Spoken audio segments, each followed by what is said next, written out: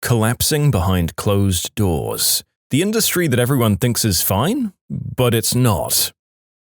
Veterinary. On top of being notoriously low pay and high burnout, the hedge funds discovered us in the last 5 years. 90% of the local clinics in my area sold corporate, and workers and clients are increasingly unpleased. Corporate tried to push a human healthcare model. Yeah, because that works so well. They increased prices, block scheduling so that vets see less patients per day, and push insurance. Insurance is a great idea for emergencies, but last week nationwide, the #1 pet insurer dropped 100,000 clients from their coverage. Now we have a bunch of hedge funders trying to run medicine like a retail or food business, making people dependent on insurance, only for insurances to act like a business and drop policies for not being profitable, in a field with no protections and very unlikely to ever get protections. And by the way, you can't make profit and keep medical stuff ethical. Medical businesses should never be run like a retail business. I literally save lives. I do the job of a nurse, a CNA, a phlebotomist, a dental hygienist, a rad tech,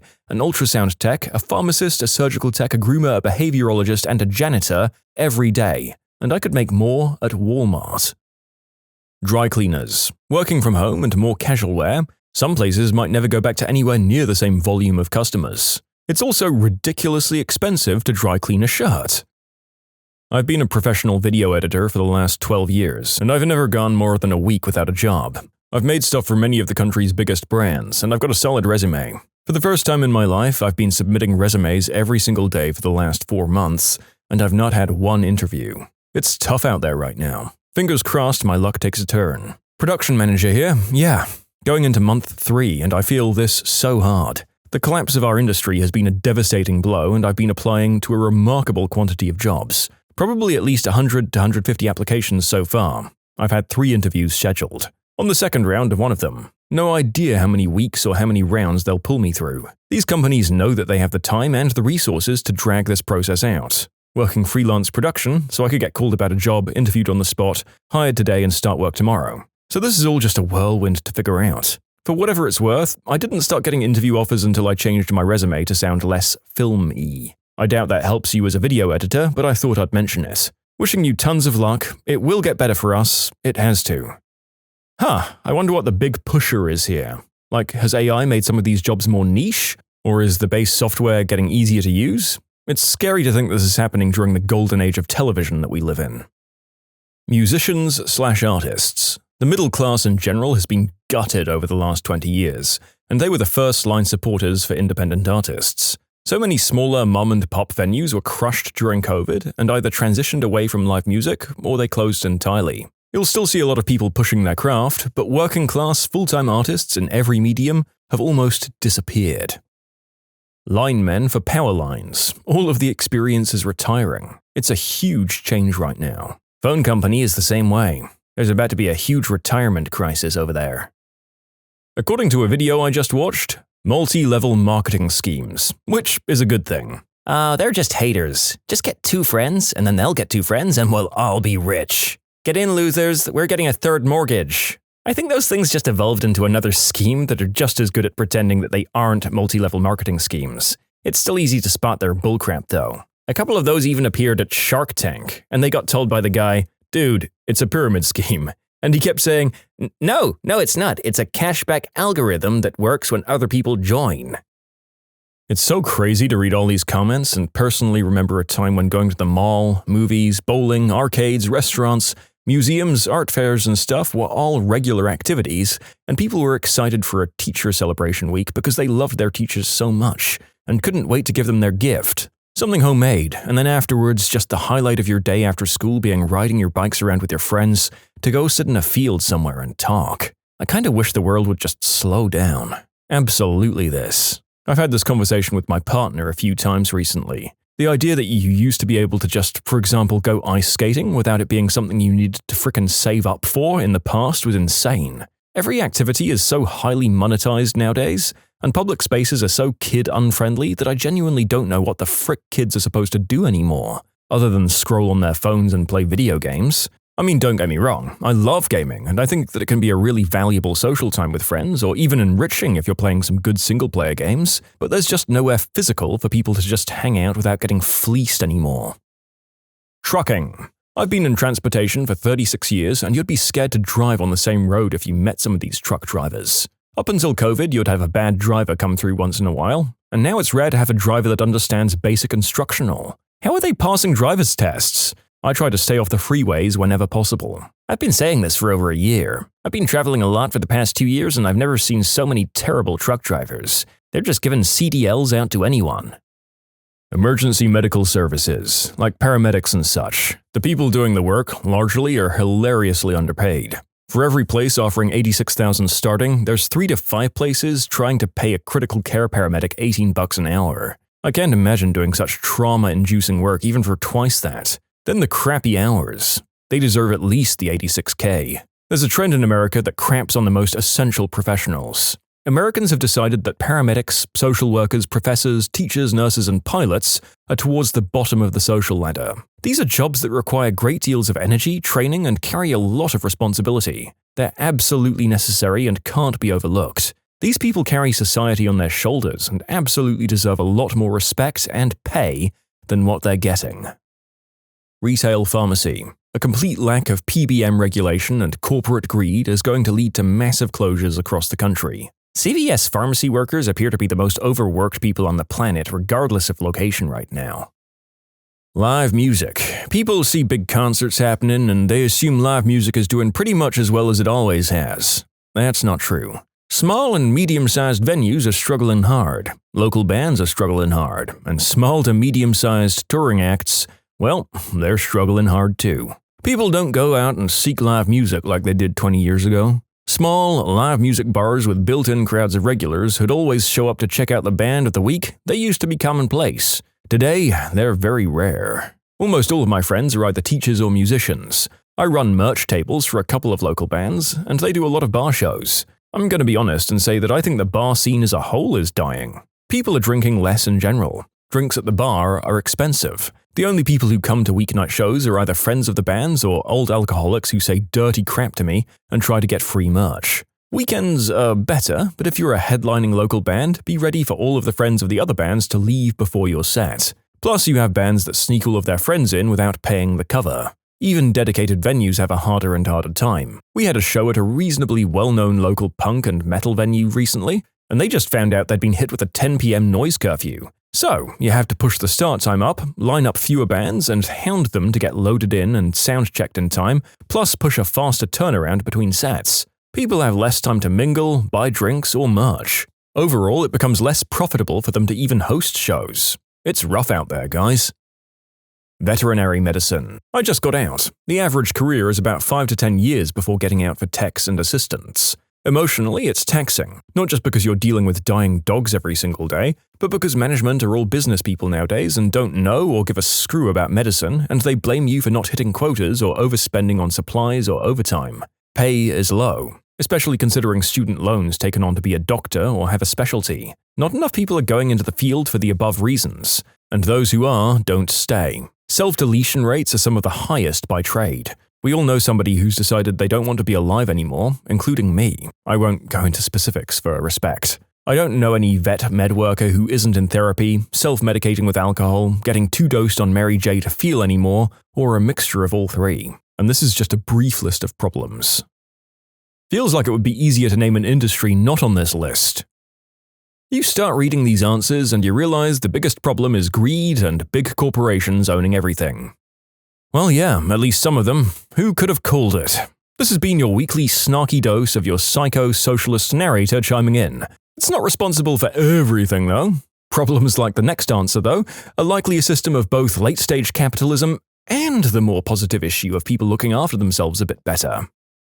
The alcohol business. The craft beer bubble burst. Wine is failing to capture any young demographic. Younger demographics tend to drink less, for health reasons, cost reasons, and many of them just prefer Mary J instead. The biggest alcohol distributor in the country just laid off around 3,500 people across the country. Yeah, people will always drink, but the worse the economy gets, the more people will trade down to the cheap stuff. Here in Australia, a combination of very high and ever-increasing alcohol duties and the lack of competition in liquor retail are just throttling the industry. Craft beer and quality wine are ridiculously expensive now. I stopped drinking alcohol altogether last year, partly to be a bit healthier, but also because any decent wine or beer is too expensive, and the cheapest stuff is poor quality. Oh, the coming dystopia. We're getting Blade Runner instead of the Jetsons. You can submit your own stories to be featured here on the channel. The story submission link is in the description below. Don't forget to subscribe to Am I the Genius? Advertising. Cutbacks in marketing budgets, the reliance on crappy amateur productions and influencers, and a general race to the bottom. Take a look at Coke's latest AI-generated spot. It all means that there's armies of extremely experienced freelancers and creative professionals who are submitting resumes for the first time in a decade. Working in Europe, I've got to say marketing is a total crap show right now. Management know better how to do the marketing than the marketing professionals thing has been brewing for a while, but I guess it's finally getting to the point where they don't even bother hiring anyone to tell not to do the thing they suggest. The nightlife industry. Bars and clubs in cities are dying. The high cost of living doesn't help. People put way less money into social activities. On the other hand, there's never been this many DJs or people who want to be a DJ. London, which is a pillar for electronic music, lost 37% of its clubs in the past 4 years. It doesn't help that you go to bars and look at the prices of drinks and see 18 quid for one cocktail. The town I live in Ireland was a bachelor party destination 10 years ago and had 4 nightclubs on one street. There's now one of them left and even that's dying. Alcohol taxes have also killed the bars, so now people just do smack instead. There's rumors that Broadway is about to collapse. Nobody can afford the ticket costs anymore. I wanted to take my girlfriend to a show on a Thursday, and it was almost $250 a ticket for a regular show on an off night. Outrageous. It's sort of an aside, but somebody pointed out that when a celebrity culture comes back into full force, it's a sign that they're struggling behind the scenes and need more established talent to pull in audiences. So right now on Broadway, almost every major star of the past few decades, even ones who've been retired for up to a decade now, are coming back. It's exciting for a whole lot of theatregoers on the surface, and it does bring in more money and audiences, so on the whole it's a plus, but it's really a bellwether indicator for those of us in the know. The auto industry. But really, they did it to themselves. Too much inventory, nobody buying the high-end trucks because they're too pricey. I work for a plant that makes parts for the big 3, and we've been barely working 4 days a week, whereas pre-pandemic we were working 6 or 7 days. It feels like auto manufacturers are all racing to compete over a comparatively small number of luxury buyers, rather than accept the slimmer margins available by serving the wider and growing segment of economy buyers. So many cars that I used to consider accessible are now upsold with premium features as pseudo-luxury or sports cars. It's getting rare to see manufacturers take research and development risk on economy vehicles that only become profitable in volume. The agriculture industry. Between the price of farmable land and equipment, it's almost impossible just to get into farming if you're not already established or wealthy. Almost everyone I know out here who farms works on family-owned land that they inherited through the generations. Hailstorms have also decimated a lot of crops this year. Several thousand acres of corn got demolished over the summer. I got my degree in agriculture business from Cal Poly San Luis Obispo. Another serious issue I see is the lack of interest from the next generation. I'm technically a young adult, and I'm basically the only person of my peers in this general career path. What makes this exceedingly shocking is that I live in Tulare County, one of the biggest AG counties in the world. What often happens is younger people inherit their grandpappy's farm and sell it off to one of the big AG conglomerates. We're talking Sunkist, Sun Pacific, or Wonderful. There aren't many small farmers left, and their plight is being forgotten. There's a host of other issues, but this is something that no one seems to talk about. Many of them are more controversial, like China's AG land ownership in the US, but I won't get into those without more prompt. Public works. We're all wildly understaffed, and any new applications we receive are wildly unqualified for the work. When roads, bridges, drainage, snow maintenance and stuff fail in the near future, there won't be anyone to help. I used to work for Public Works. Not only were we understaffed, we were grossly underpaid. Honestly, it seems like literally every industry. There's no quality anymore, just quantity and rising prices. Companies don't give a crap about training and retention, or building a knowledge base, or seeing employees as long-term investments, or adopting policies that allow innovation and independence. They just see them as a variable required cost that can be cut at any given notice to pump the numbers up for next quarter. The guys upstairs just want to make the shareholders happy in the short term, and they want to milk that as long as they can before they cash out and F right off to the next company that they can loot. Every industry is under stress by the MBAs looting them. Private equity is a cannibal out there, and if it becomes a bit larger, it will become the chief competitor of businesses that actually make things or provide services for profit.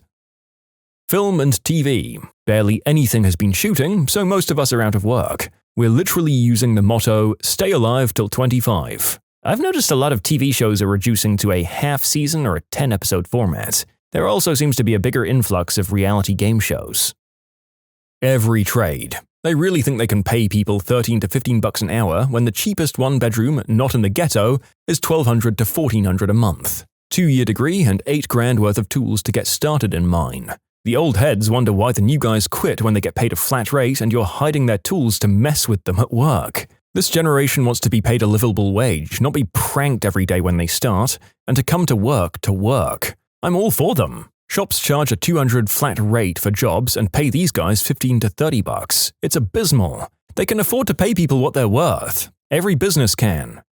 Getting a mix here of some answers saying that young people don't have the inclination or stomach for these sorts of jobs, or that these new jobs treat new blood like dirt, with varying levels of credibility for each claim depending on the job. All I know is it's going to be very interesting to see how these fields change going forwards. Oh yeah, and I'm tired of all of the morons on Reddit pointing at the top 1% of a trade worker in like New York City and being like, wow, trades are so great, look at how much they pay. Why isn't everyone joining trades? Unless you start your own business, which requires significant capital to start, you're gonna get wrecked unless you're lucky enough to get a union job. Since COVID, hospitality, where I used to work, used to be packed all weekend. Now we have nights on the weekend where we have more staff than customers. We used to never leave before midnight. Now we can be cleaning by 10 and have our shifties by 11. I've been working at my place for 5 years, and now, bar COVID, obviously, this summer was the least busy I've ever seen it. Local television news. The bottom is about to drop out of the entire TV industry. 2025 is going to be the year of the broadcast television apocalypse. I've noticed that my local TV isn't very local anymore. The 5 o'clock news is 6 minutes of actual local stories, 7 minutes of commercials, 4 minutes of weather, and 30 minutes of stuff that will be on the national news at 5:30 anyway. If not for the weather, I'd have very little reason to watch at all. Over the last 3 years, trucking companies have been going out of business at a rate of hundreds per month. A few years ago, the price of fuel skyrocketed to insane levels and it got ugly real fast. Fuel prices went down, but they still never went down to where they were. The biggest expense for moving freight is the cost of fuel. Teaching. When I grew up, teachers were the paragons of the middle class. Nowadays, the teachers that I know are the poorest people I know, and they're all clamoring to leave teaching. No, I honestly think most people are worried about education and where the actual frick the bottom is. Automotive. If the shareholders knew that the American manufacturer's answer to China is basically, how about bigger infotainment displays, then their stocks would collapse. I recently heard that in the past 10 years, the cost of repairs has gone up 75%. It's getting ridiculous. Used cars have gone up in value and new cars have gone up in value.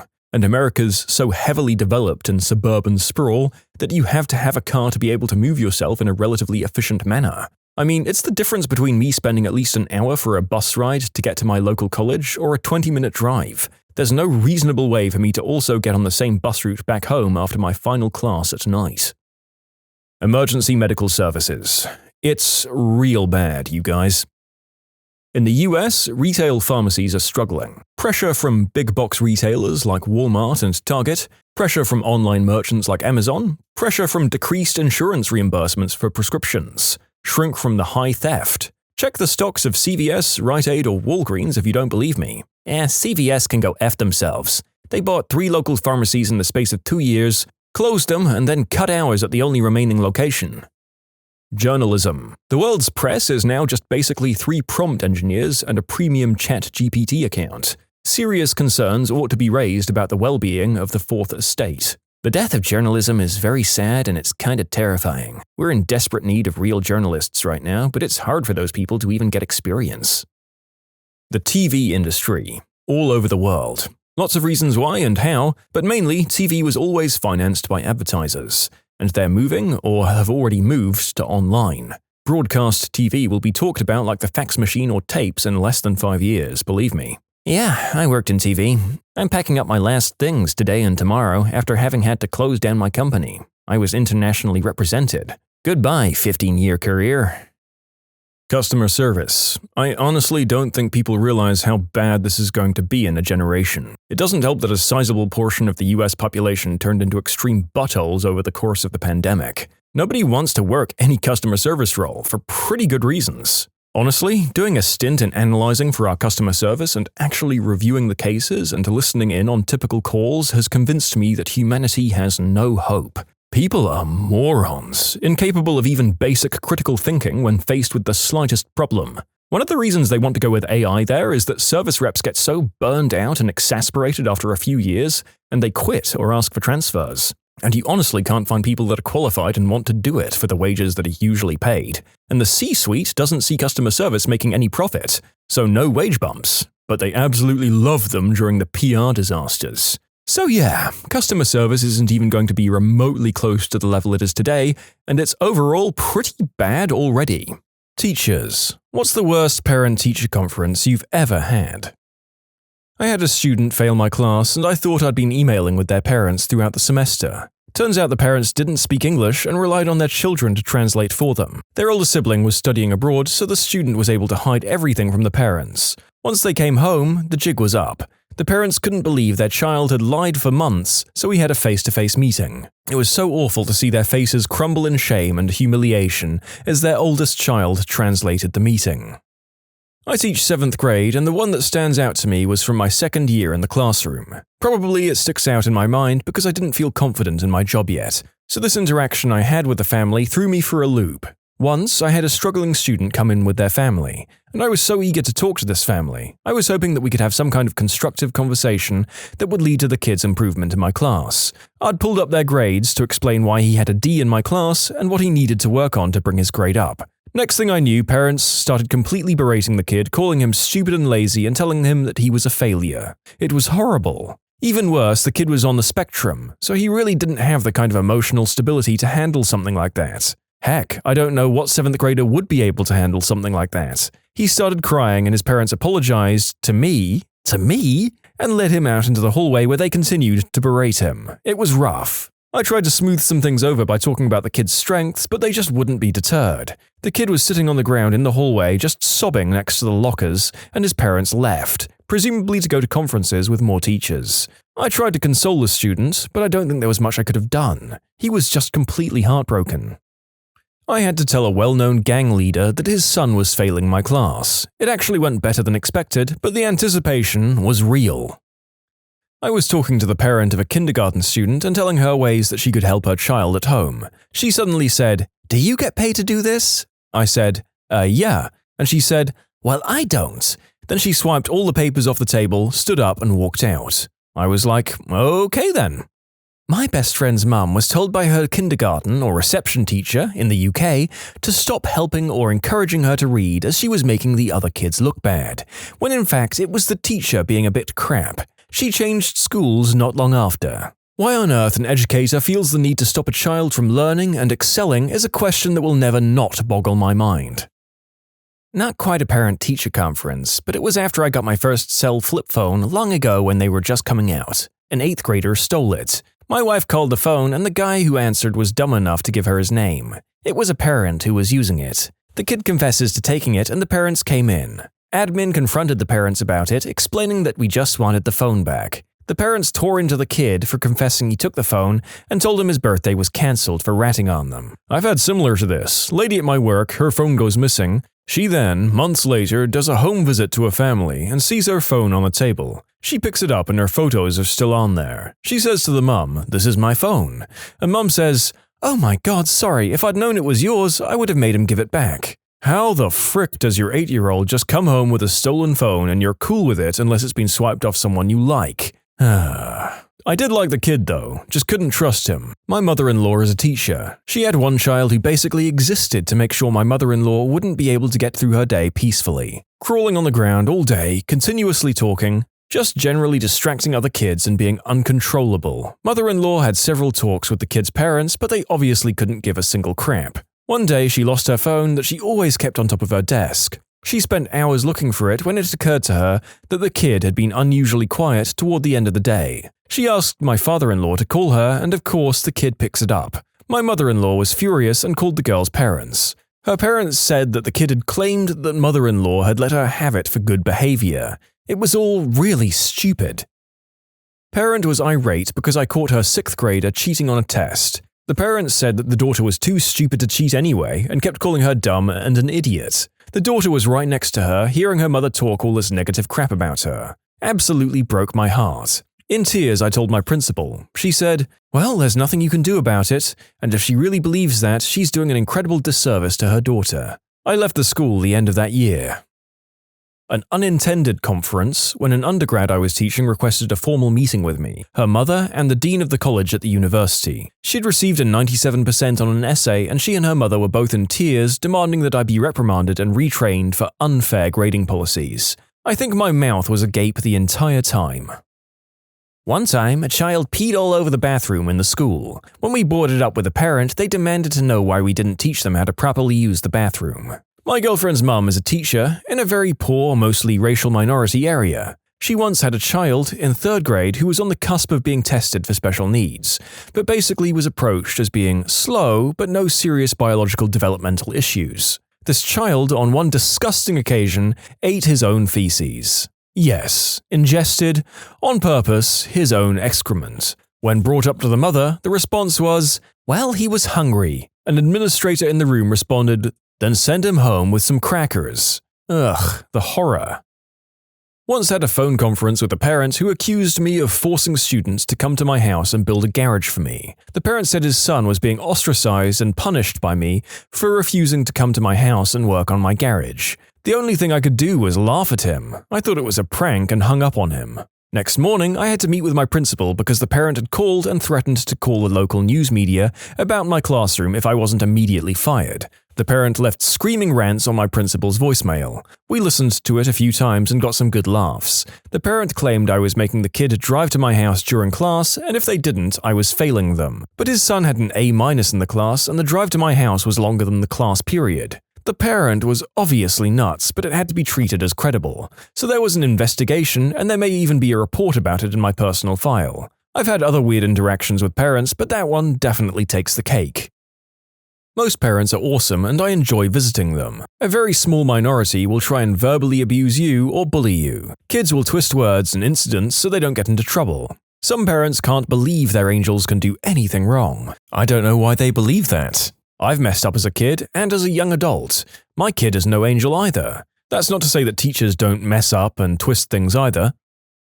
Former teacher, first parent-teacher conference. I put a lot of time into preparing this evening as an innocent 22-year-old. I gave a 10-minute speech to about 15 family members. They didn't seem to care at all. Then I met up with each individually and they were combative. Some stunk of alcohol. One straight up yelled at me for my grading systems. It was basically the beginning of the end of my interest in teaching. Depending on what kind of training you had to go through to become a teacher in the first place, that seems like a raw deal. Hopefully it wasn't the 3 to 5 years of training that most people do.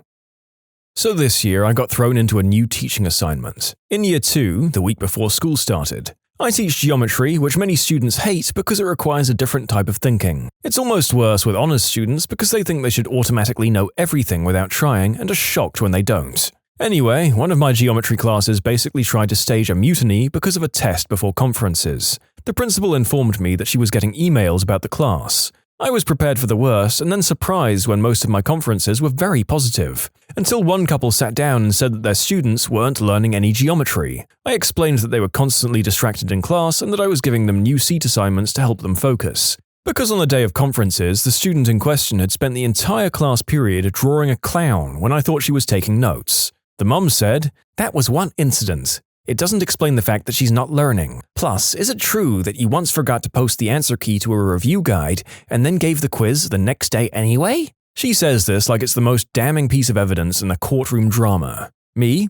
Yes, it did happen once. We'd gone over the majority of the answers in class the day before. I told the students that they had time to ask questions before the quiz, and that should this ever happen again, all they need to do is send an email or leave an online comment and I'll fix it right away. It shouldn't have affected their grade at all, and even if it had, I allow test retakes and am always available after school to help. Cue the awkward silence while the mum stares at me like an angry bullfrog, presumably shocked that I didn't resign on the spot. This was the biggest flaw they could come up with in my class. I have a crazy professional and personal life, and am doing my best, but kids, and often parents, will find any possible excuse to avoid confronting their struggles. I ended up chuckling with my principal about the fact that my failing to upload a document triggered parent emails to the administration after the fact when not a single parent or student bothered to contact me the day of. These are from the same parent evening. 1. Parents of a student with a name fancy enough that they may as well have been called Lord and Lady Ashcroft. They greet me with, "It's a pleasure to meet you. You aren't a C-word like all the other teachers." In very proper English. I was gobsmacked. Spoke to a colleague later who said, "Did you speak to those parents? They just sat me down, called me a C-word and left." 2. I had a student who was great at the work but swore to an extent that would make a trooper blush. "Hi, how are you doing today?" for instance, would come out as, "Frickin' hi! Fricking how the frick are you fricking doing, you fricking gobcrap?" Suffice to say, I brought this up with his mother, who turned to him and said, "You fricking what? Fricking heck! We fricking talked about this, you fricking eggplant." I stopped policing his language after that. There wasn't any fricking point. You can submit your own stories to be featured here on the channel. The story submission link is in the description below. And if you want to listen to some vibey music in the background, check out easymode, also linked below, and subscribe. I mean, it wasn't exactly a bad conference, but one time the mother of a 6-year-old second grader was pushing for her son to skip second grade and go to third grade. I tried pointing out that even though his reading and math skills were excellent, advancing him further would create a gap in his knowledge about science and social studies. Not to mention the fact that he's very immature and socially sticks out. Finally, I turned to both the mother and father and asked when he's a 15-year-old senior in high school what 18-year-old woman is going to want to go to the prom with him. Then Dad was like, "Hold up. I'm a school psychologist, not a teacher, but we still have lots of parenting conferences. Worst one, spent a good half hour explaining that I was diagnosing her son with autism and why. Everyone agrees, including the parent, and we move on to developing his IEP. 20 minutes into this, and we're talking about his behavior plan, and she asks me, "I'm wondering, do you think he might have autism?" I do want to say that 98% of parents I work with are kind to school staff and very invested in their children. The stories in this conversation are the exceptions and not the norm. One of my friends just moved from the 4th grade special ed to the 1st grade. The kids are smaller, cuter, and can't draw blood or bruise her as much, which is a plus. The drawback that she's just now realizing is the parents. Older kids' parents have gotten used to the fact that their kid isn't normal and needs extra attention. Parents of the really young kids are still in the denial stage. Half of them still can't accept that their kids should be in special ed and are constantly fighting to get them out. The one where a parent told me it was unreasonable to expect my sophomore US history students to write a 5-paragraph essay. She claimed she had expertise as she used to be an English teacher. Honestly though, I've been very lucky in my career to have never had a seriously bad parent-teacher conference. In my sophomore history class, we had several essays, maybe 3 to 4 a semester. It's wild that she, as an English teacher, would say that was weird. Yep, when she made her claim, it was all I could do to not say, "I see why you used to be an English teacher." This is the same conference where she asked, "Isn't this your first year teaching?" It wasn't. Generally speaking, the parents who see their children as an extension of themselves are the worst to conference with. The parents feel personally attacked when their child has a minor setback and can't imagine their child being anything less than they are. These people are like the worst exaggeration of game players who interpret failure as a personal attack. No, I'm not targeting you, Trevor. You rolled a 4 on the dice when you needed a 12. I had a parent-teacher conference where I basically got called a racist. The father was like, "Can't you see my son isn't like other kids? Give him the benefit of the doubt," heavily indicating his race. This was after his son cheated on a test. The best part was the father was vice principal at another school, but his son went to our expensive private school because he didn't want him in the public school he worked at. The kid eventually confessed, and to be 100% transparent, my school is incredibly diverse. He was far from the only kid there who was his race. Admin was super supportive. They ended up fudging his grade to please the parents after I gave him the 0. They wanted me to do it, but I refused. I told admin they can do whatever they want with the gradebook, but I'm not touching it. I had an experience like that once, was teaching at the majority-minority school where the staff wasn't as representative, only 40% minority teachers. As a result, it was a frequent and not always unwarranted occurrence for a teacher to get labeled as a racist, or at the very least, not treating students equally. I was sitting in a meeting between parents and all of the students' teachers, as well as the principal, to discuss gross behavior concerns we were having with this child. Being really inappropriate with peers, violent outbursts, etc. Parents claimed it was all because of his racist math teacher. The entire time, student is talking in Amharic to his parents and not responding to any English questions we pose. This goes on for about 30 minutes until our math teacher speaks up in what I was later told was perfect Amharic, explaining the situation to the child's parents in their native language. Turns out our white math teacher was a South African orphan that ended up raised in Ethiopia and went to school in the same town as the child's father, albeit 15 years earlier. This whole chain of events pretty much stunned the parents silent, and the meeting wrapped up a few short minutes later. When asked about what he'd said, the teacher told us that he'd reminded the parents that were their son still in Ethiopia, he would have been hauled in front of the school at lunchtime and paddled in front of his entire class for what he'd done, that a bell would have been rung 50 times, once for each time he was paddled, just as he, as well as the kid's parents, had no doubt experienced as a child, and that the child was lucky they were in a part of the world that had gotten rid of such practices. But their child's behavior was utterly inexcusable, and how dare they suggest that the color of their skin somehow makes it okay for their child to disrespect women and commit violence. Unfortunately, it had little effect, and 3 years later the student was in jail for selling substances to minors, less than 6 months after being expelled for intentionally starting a fire in the art room. I was a first-year special education teacher last year. I had little support that year and learned as I went, but especially since I was dealing with health problems at the same time, it wasn't a great year for me or the students.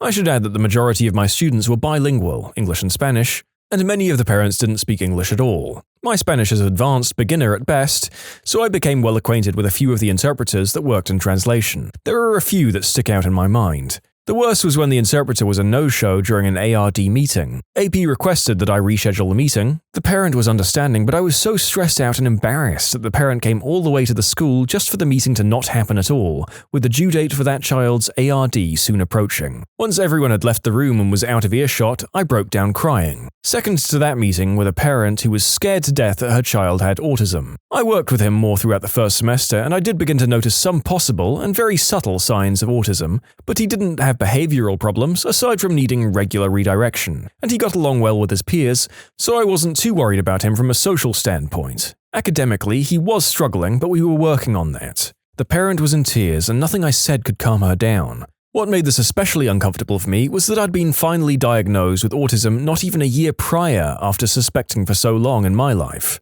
I wanted so much to assure her that even if her son did have autism, it wasn't the end of the world. It didn't change who he was as a person, but I wasn't exactly sure how. The last one was where the parent ended up being a no-show for an ARD.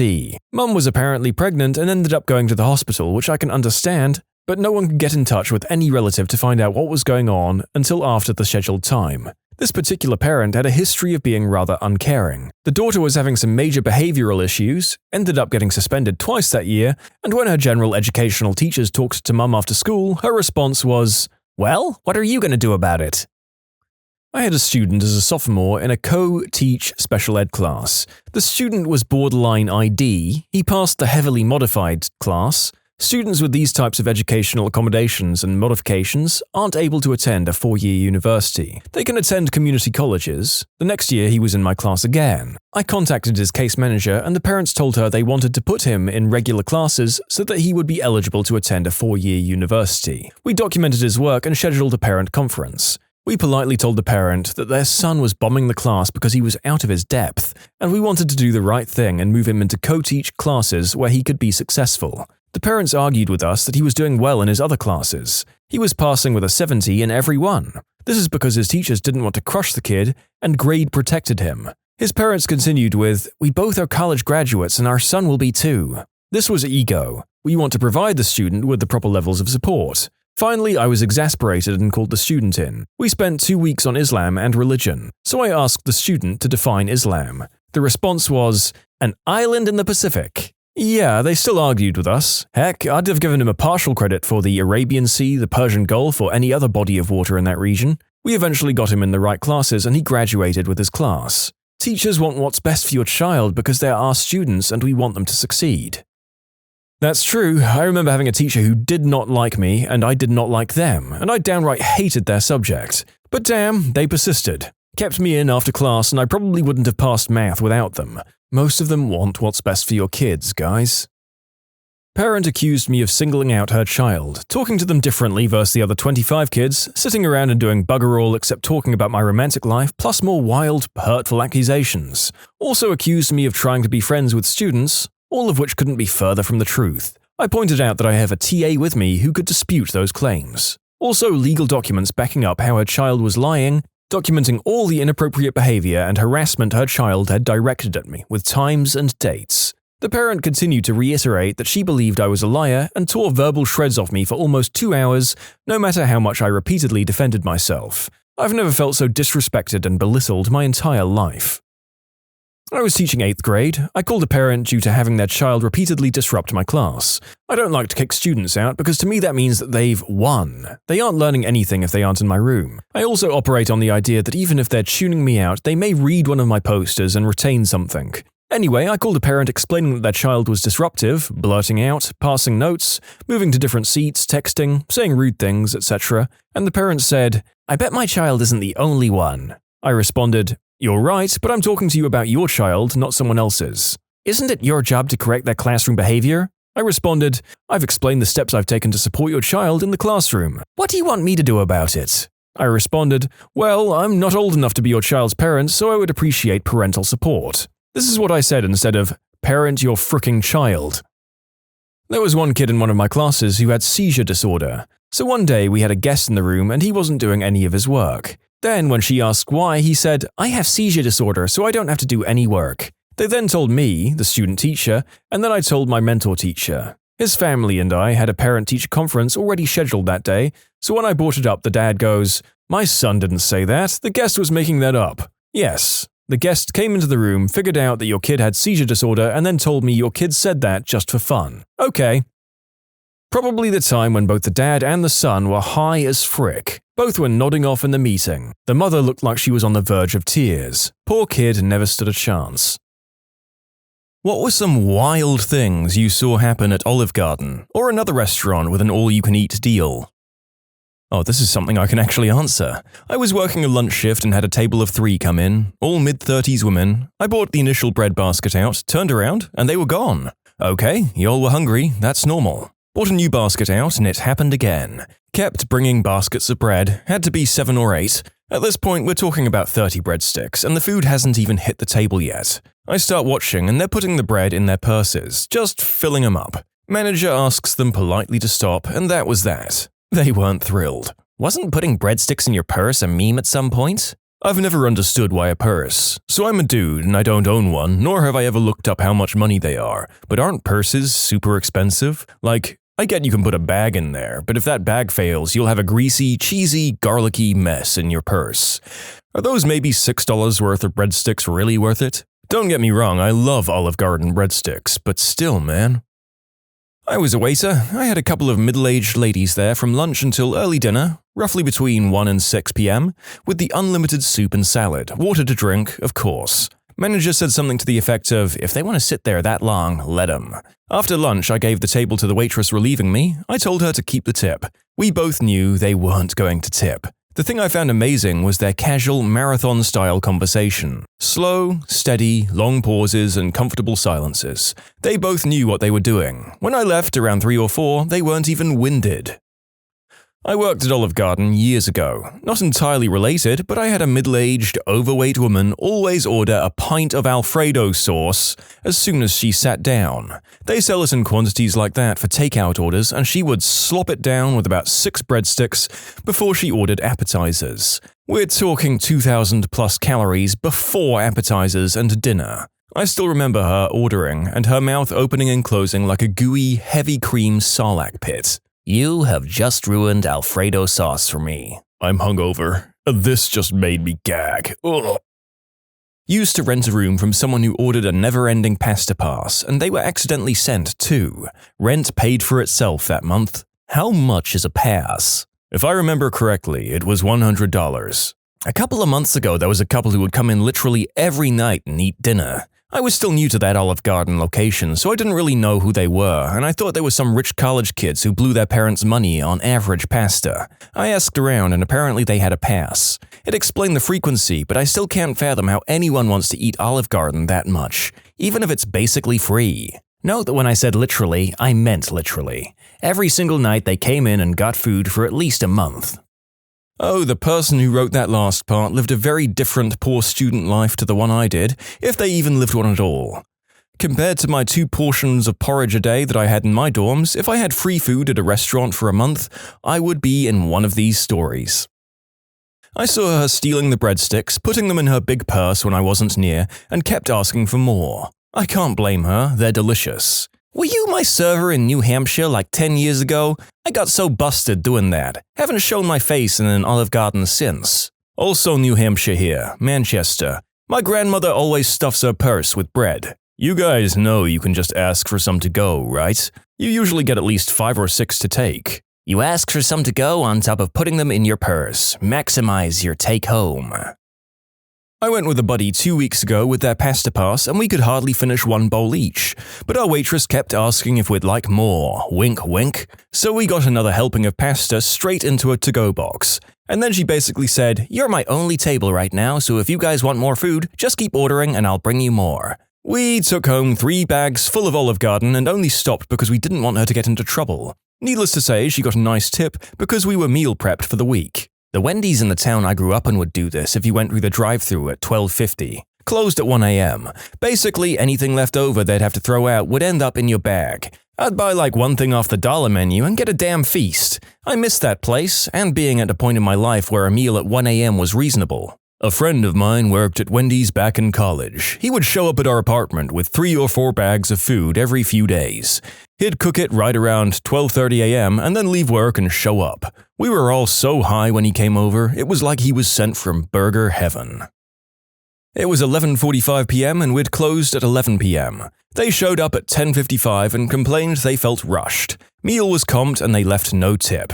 I hated serving. Another story I just remembered, we had a guy who had a pasta pass, pay $100 and get all the pasta you could ever want in a month, and would come in and eat and then proceed to either wait until he had to poop or made himself spew to make room for more pasta. He usually came alone with the same crusty outfit and would tell everyone how much money he's saving by coming every day and eating pasta. Oh, I've got plenty more. For example, I had a family who we call the Alfredo family. Literally the worst people I've ever met. Came once a week and complained about literally everything. Kids would run around the entire restaurant and steal tips from other tables that were left out. They got the charming nickname because no matter how much Alfredo sauce you put on their pasta, it was never enough. I'm talking 10 to 15 scoops worth of sauce each. They literally used every excuse to get comped food and gift cards. The drink was either too flat or the food too dry. We were the worst Olive Garden ever apparently, which made no sense since they came once a week. They must have gotten thousands of dollars in comps and free gift cards. It was terrible. They even tried to lure out one of the managers to the parking lot to assault her because she was seriously over their crap. Guess what they got for pulling that stunt? A $200 gift card. My girlfriend says only a manager can cut someone off from the unlimited food deals, and the only time that they cut someone off was during the unlimited pasta event. He ate so much he couldn't eat anymore, but he refused to leave because he wanted to wait until he could eat more. There was a place called It's with a buffet, movie room, cartoon room, sports bar room, and arcade. It had $2 Tuesdays, $2 buffet. Many people would come for lunch, watch movies until dinner, and eat again.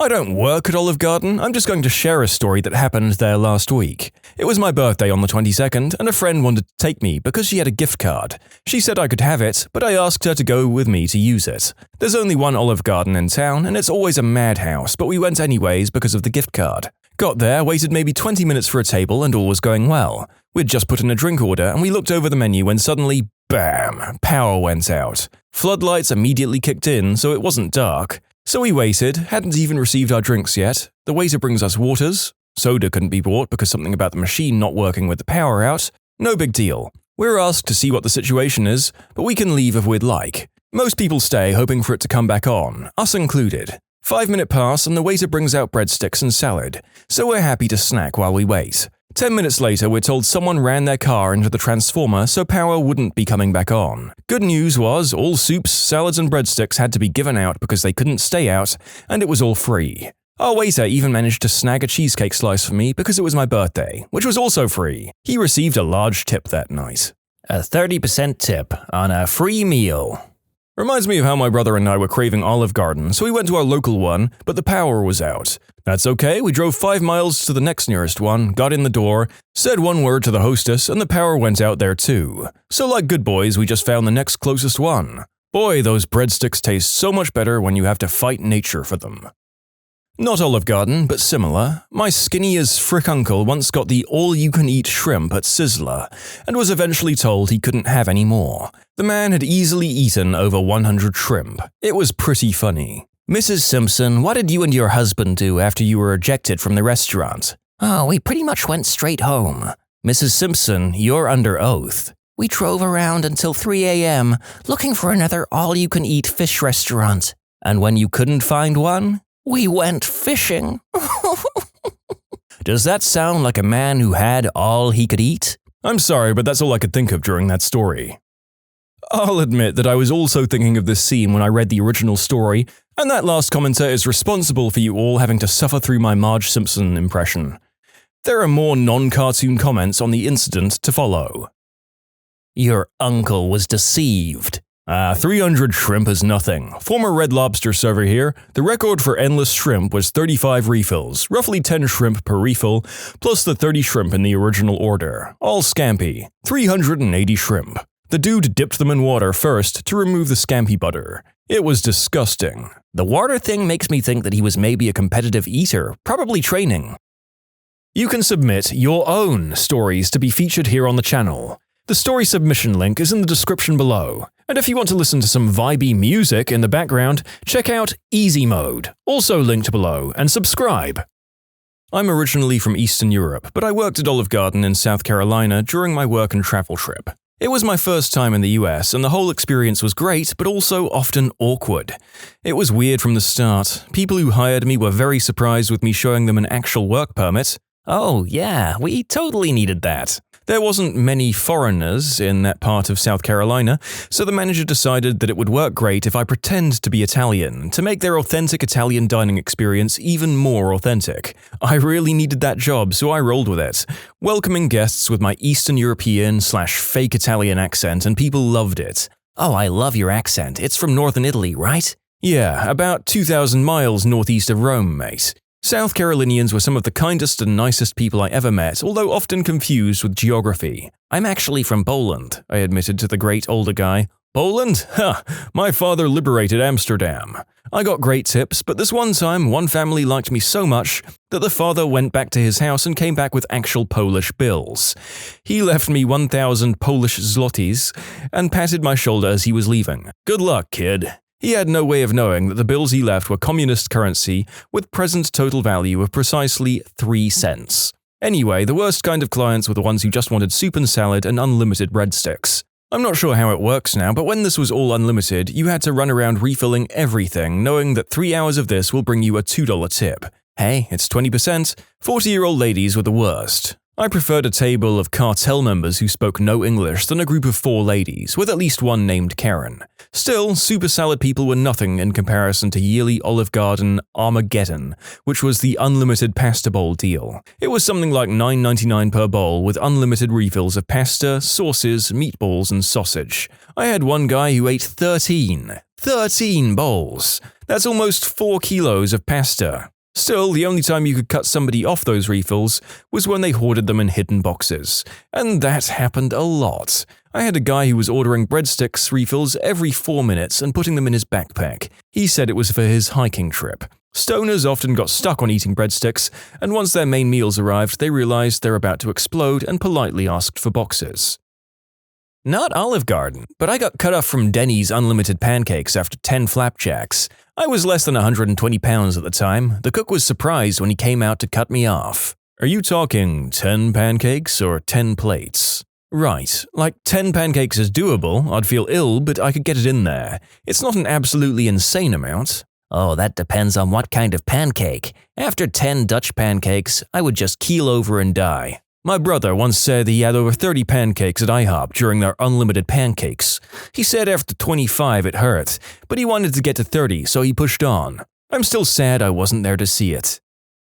The manager told me I'd reached my limit in unlimited pasta bowls. Apparently unlimited means 9 pasta bowls. Wow, the most I've seen was 6. I wasn't serving the guy, but I did run a lot of the bowls. He didn't even finish many, it just seemed like he wanted to do a sampler of all the classics. If you get the most expensive one, we let you get refills of the cheaper ones if you want. I mentioned the guy to our manager that night, and all she said was, "Good for him, getting his money's worth."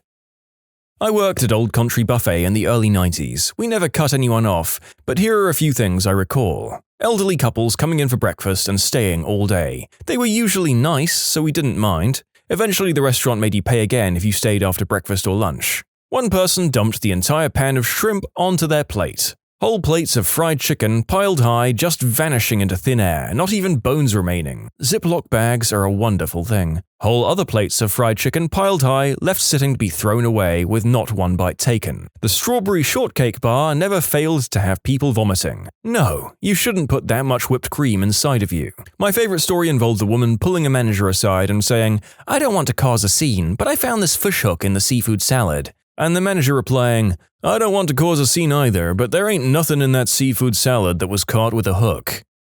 Yum yum. I mean, if it's that cheap, it has to be both non-hazardous and ethically caught, right? Honestly, there is probably a certain price bracket below which complaining is meaningless. I'm always afraid they're going to kick me out for eating too much, 3 or 4 baskets of breadsticks maybe. On the soup note, anyone else ever wonder how far you can push the "say when" on cheese grating? Sometimes I have guests who are embarrassed or feign embarrassment about the amount of cheese they like. I always say the same thing. Every moment I grate cheese is a moment I'm not carrying a 30-plus pound tray of food or dirty dishes. This isn't a workout for me, it's a rest break. You say when you're good and ready, lady. I've gone through an entire block before, plus some. I'll go back and get more if you really want me to. Also, my arm never hurts. I do this 40 hours a week. You think your one bowl of soup with more than average cheese is going to make my arm hurt?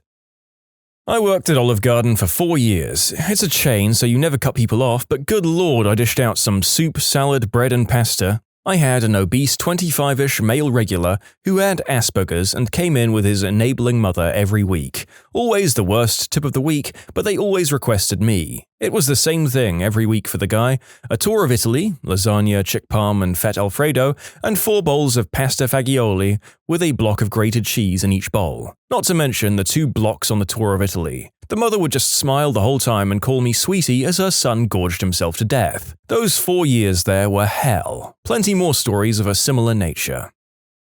Worked TGI Fridays for endless apps. Watched a guy eat 12 orders of pot stickers. That's 72 pot stickers. He also drank 14 refills of Diet Coke with no ice. That's 308 ounces of Diet Coke.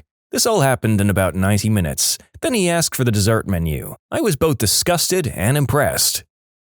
Only got to cut one person off because her B-word butt decided to complain long enough about the zuppa to get her whole meal comped. Choked down a bowl of gnocchi and then tried to eat more zuppa. Then she had the audacity to ask me to take a bowl home.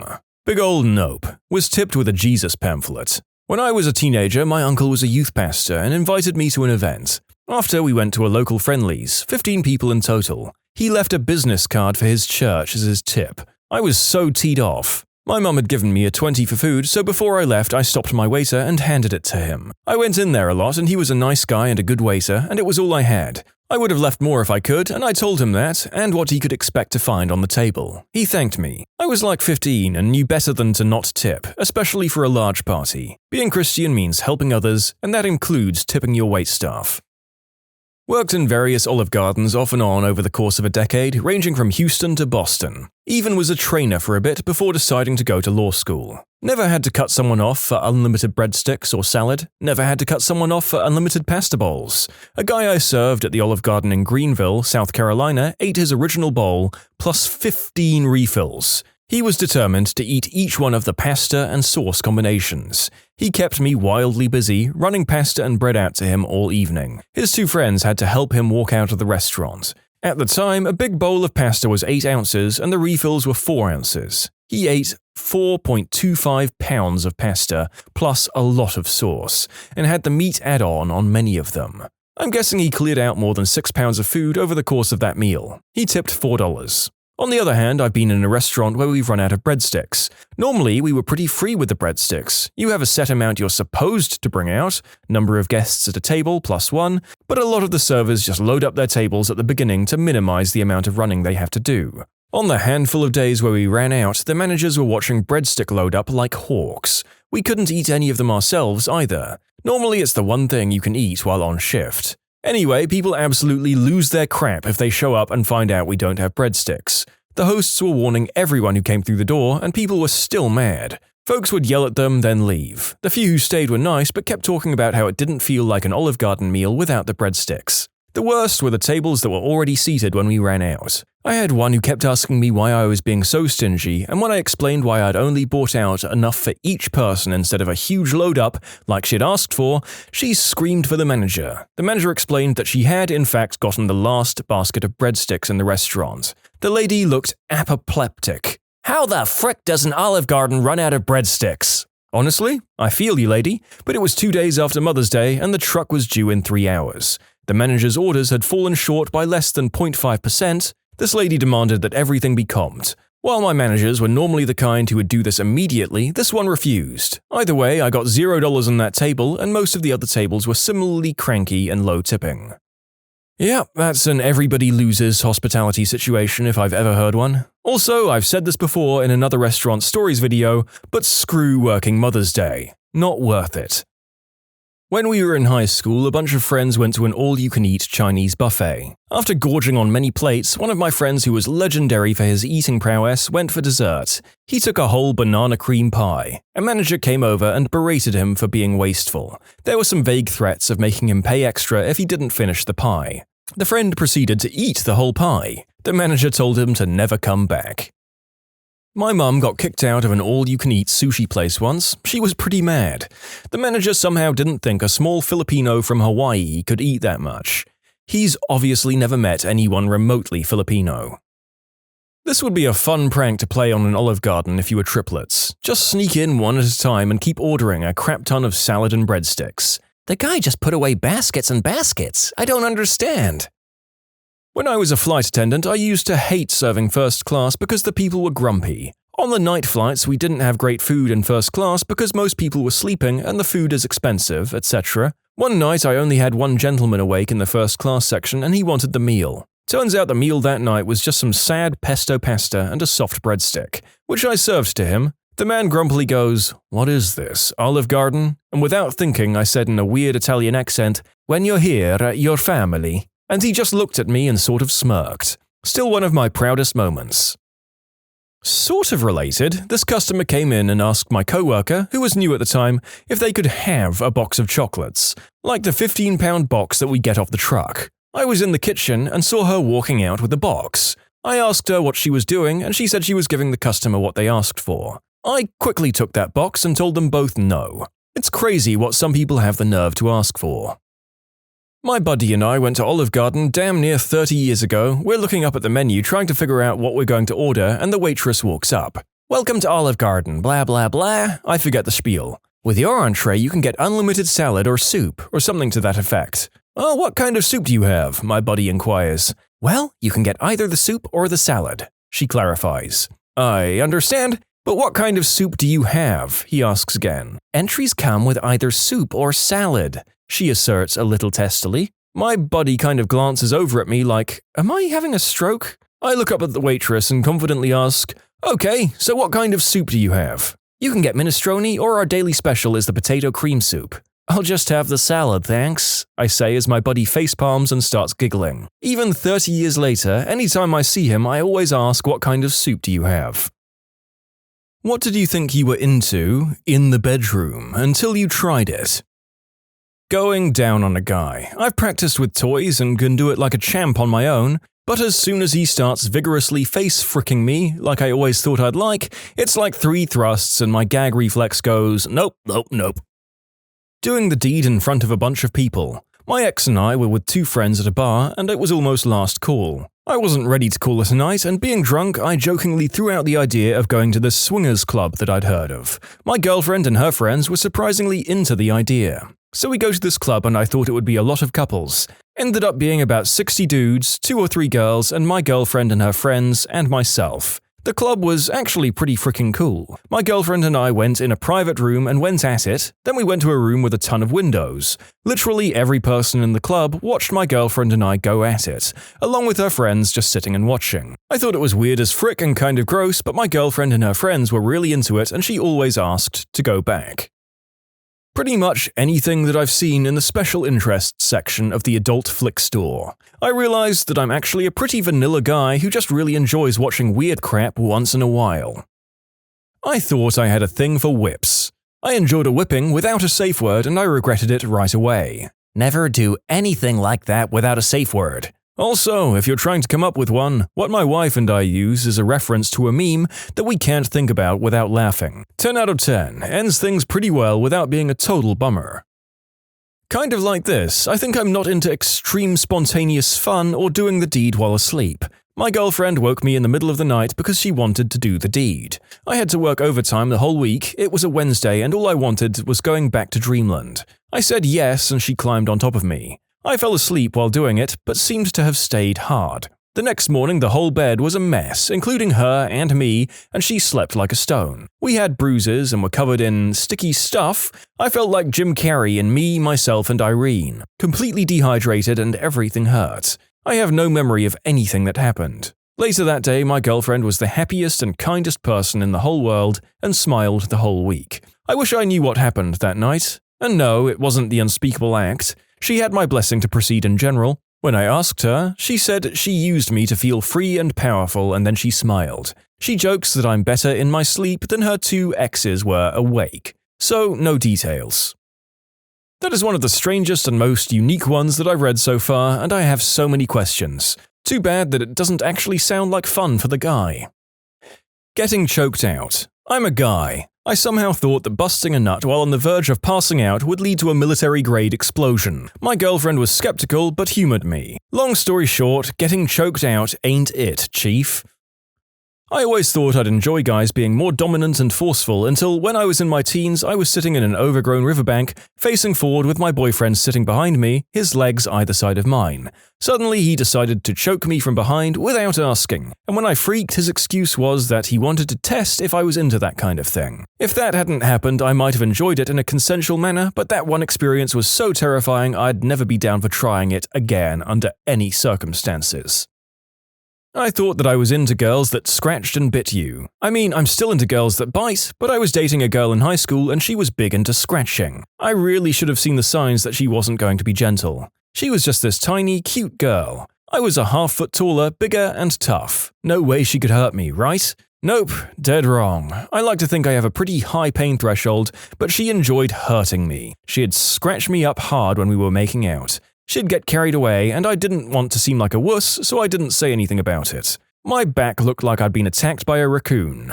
I got carried away once. I knew I was scratching him, but nothing serious. Or so I thought. When we were finished, he sat at the edge of the bed, and I saw his back. Dear Lord, it was completely scratched and red. How did I even reach all those spots? I was surprised and blurted out, "Oh God, your back!" But he just shrugged and said, "Yeah, I figured." Pegging. I thought I was super into it, and my ex loved it when I played with his butt anyway. Just grabbing it, nothing inside, so he bought me what we'll call a frontal attachment. Well, I wanted to warm him up first so I didn't tear his butt apart, but the second I spread his cheeks, I got a whiff of his butt and almost spewed all over him. Doing the deed in the shower. I slipped and made us both fall. The water washes out the lubricant fluids too. Isn't that nice? I'd love to see the opposite quote. What didn't you think you were into until you tried it? Female here, riding my male partner like a real champ. It felt amazing, I was feeling a little extra hot and I told him to slap me across the face. He did, and I instantly burst into tears. I had a girl kind of start going down on me, then she bit the side of my stomach, hard, like she was going to try and taste my liver. Shriveled up like a sack of dimes and shoved her off. Trying this kind of thing without discussion is bad practice, but pain is especially bad. Swinging and cucking. Trying to give some guy's wife the dipstick while he watches in the corner feeding the geese is a lot more stress-inducing than pleasurable. Feeding the geese? How have I never heard this one before? I would like to thank Urban Dictionary for helping me understand 80% of these posts. Having a girl grind on me. My member doesn't bend that many angles very comfortably, thank you. Standing and carrying the person while doing the deed. I could do it and I'm in pretty good shape, but I wouldn't exactly say it was enjoyable for either of us. I still want to try Amazon, but I think I'd rather just have cowgirl. I haven't seen open relationships posted yet, but that was a humbling experience. My ex and I decided to explore a bit and set up some profiles on Plenty of Fish and FetLife. I figured since we were both looking for hookup partners, we'd match and find a couple that would be compatible. Fricking nope. Like 3 minutes after our profiles went up, there was an eggplant explosion in her email inbox. It was like watching Niagara Falls, just with non-stop wang pictures. I'm not gay, but some of those dudes were chiseled and cute as frick. Like even I knew I was outclassed. I had like 2 messages and none turned into anything. We broke up shortly afterwards, compatibility being an issue. Being tied up. I like it when my partner is tied, but I can't be. Just not as much of a turn-on as I thought it would be. For some reason, foot stimulation always seemed hot, but in all my experiences none of them were good, and the risk of accidentally being kicked in the balls stressed me out. I thought I had a foot thing until I actually tried playing with my girlfriend's feet. Turns out I just like how pretty feet look, from a distance. This is how I feel about people in general. Same. I'm gay, but I really appreciate female beauty. That's why I was sure I was bisexual until I was doing the deed with this beautiful girl, thinking about guys trying to finish. Gotta appreciate your dedication to the job that you had already begun there, mate. One time, years ago, I was doing the deed with a friend and he was close to finishing and he asked if he could call me mummy. The guy was full on inside of me. I wasn't going to say no even though I wasn't into it, so I played along to get the job done. In the 5 years since then, it has been this nagging thought in the back of my head that I want someone to call me mummy. I'm so embarrassed by it that I've never even brought it up, even though we do plenty of new, interesting stuff and it would totally be okay to ask. Earlier this year, I finally told my partner and went immediately bright red. He was into it and played along with enthusiasm, and I gotta tell you, I'm still not into it. I think it just got stuck in my head because it was so naughty and taboo, but in real life, it's just not hot. Since then, I've shoved the cat back into the bag and we've sworn never to discuss it again. I still have that little voice in my head saying to be a good boy and finish in mummy's hoo-ha, but now I just ignore it. Burning. I had an ex who was really into burning with candle wax. Not the massage candles, legit candle wax. Made a huge mess and burned a lot. I was fine with this and even had a lot of fun. The problem was, she was a sadomasochist who loved causing pain. I'm okay with this, but it led to one time where she poured candle wax over me while I was tied up. I have chest hair. This was all well and good at the time, and I didn't even mind that my hair would have to be ripped out later. In her excitement, she also decided it would be appropriate to put a freshly snuffed match against my frenulum. I would avoid this, and I do not recommend it. Since then, I'm not enticed or aroused by candle wax anymore. Wait, frenulum as in on your pee-pee? Yes, the little fleshy bridge that connects the underside of the head to the shaft. Jesus fricking Christ! What in the crispy Kentucky Fried Frick? Ice cream. She got me nice and hard and then laid out scoops of ice cream around my tower of power. Froze my eggplant and then started melting down my butt crack, and pretty soon my butt was sticky. She tried her best to lick everything up, but that didn't make things any better. Worse was that it got on the bed sheets and we had to clean everything, which took up all of our day. Nobody got to finish that day. Hell, I'm here looking for new ideas. I thought I'd be into dominating type play. I liked the idea of being called names like whore or B-word until my husband called me that, consensually, and I cried. One time my husband was talking nasty to me while we did the deed and he called me a whore and I instantly burst into tears. Haha. I love being called the normal nasty stuff, like a dirty girl and a whore, but once my ex called me a pig and that's when I learned my limit. You can submit your own stories to be featured here on the channel. The story submission link is in the description below. And if you want to listen to some vibey music in the background, check out easymode, also linked below, and subscribe. Being slapped and called names and choked. I guess roughly doing the deed in general. I did it with this one guy who was super into it and he would choke me way too hard and slap me across the face. Kept calling me a fricking B-word and that I was nothing more than a whore and a dirty girl. He also spat on me during the deed. I realized that I wasn't into it at all and I cut things off. With my current partner though, he likes to choke me but he doesn't apply pressure, just wraps his hands around my neck and he says things like, "You like that, you dirty girl." And if I'm in the right mood, He only does it if I give him the go-ahead. I do quite enjoy it. P. I found a guy who was into it and I spent years fantasizing about it. Spent about a month fricking around with him and involving P in various ways. Turns out, it's just messy. I didn't dislike it, but I have no interest in doing it again. I still watch it in adult flicks though. Previous time this question was asked, some guy said he loved the idea of being crapped on. He found a lady of the night who offered the service, booked a session, and they got down to it. He said that as soon as she started crapping on him, he realized he really didn't like being crapped on. I'll bite and comment. Doing the deed outdoors. I absolutely loved that idea in fantasy. In reality, the beach is super cold and windy. Blankets are hard to keep on. Hobos walk up to you randomly even though you swear no one was around. Sand. Sand everywhere. Non-erotic walk back to the car. Disgruntled going home. Hopefully not a night killer. In the woods it's pleasant at first, but then the bug bites start. The cold nips your skin. Bark is rather rough and has ants. Feeling secluded yet not isolated, always wondering if someone will walk by. Splinters.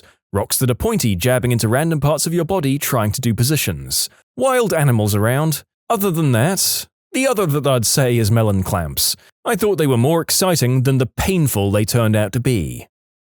Kind of basic, but the daddy or little girl thing. I love being dominated, but my gosh, it felt so degrading and not in a good way. And creepy acting like a ditzy child who needs approval to do everything. Not to insult anybody who's into it, but yeah, I realized it wasn't for me after all. I was super into the idea of whacking it while wearing a skirt, and when my girlfriend found out, she was kind of into the idea of me doing the deed with her while I wore a skirt because she was bisexual. Her words, not my assumption, but it didn't really work for either of us. Then again, I think we might not have been compatible or just inexperienced, because I also thought I didn't like girls going down on me until my next girlfriend did, and it was a revelation.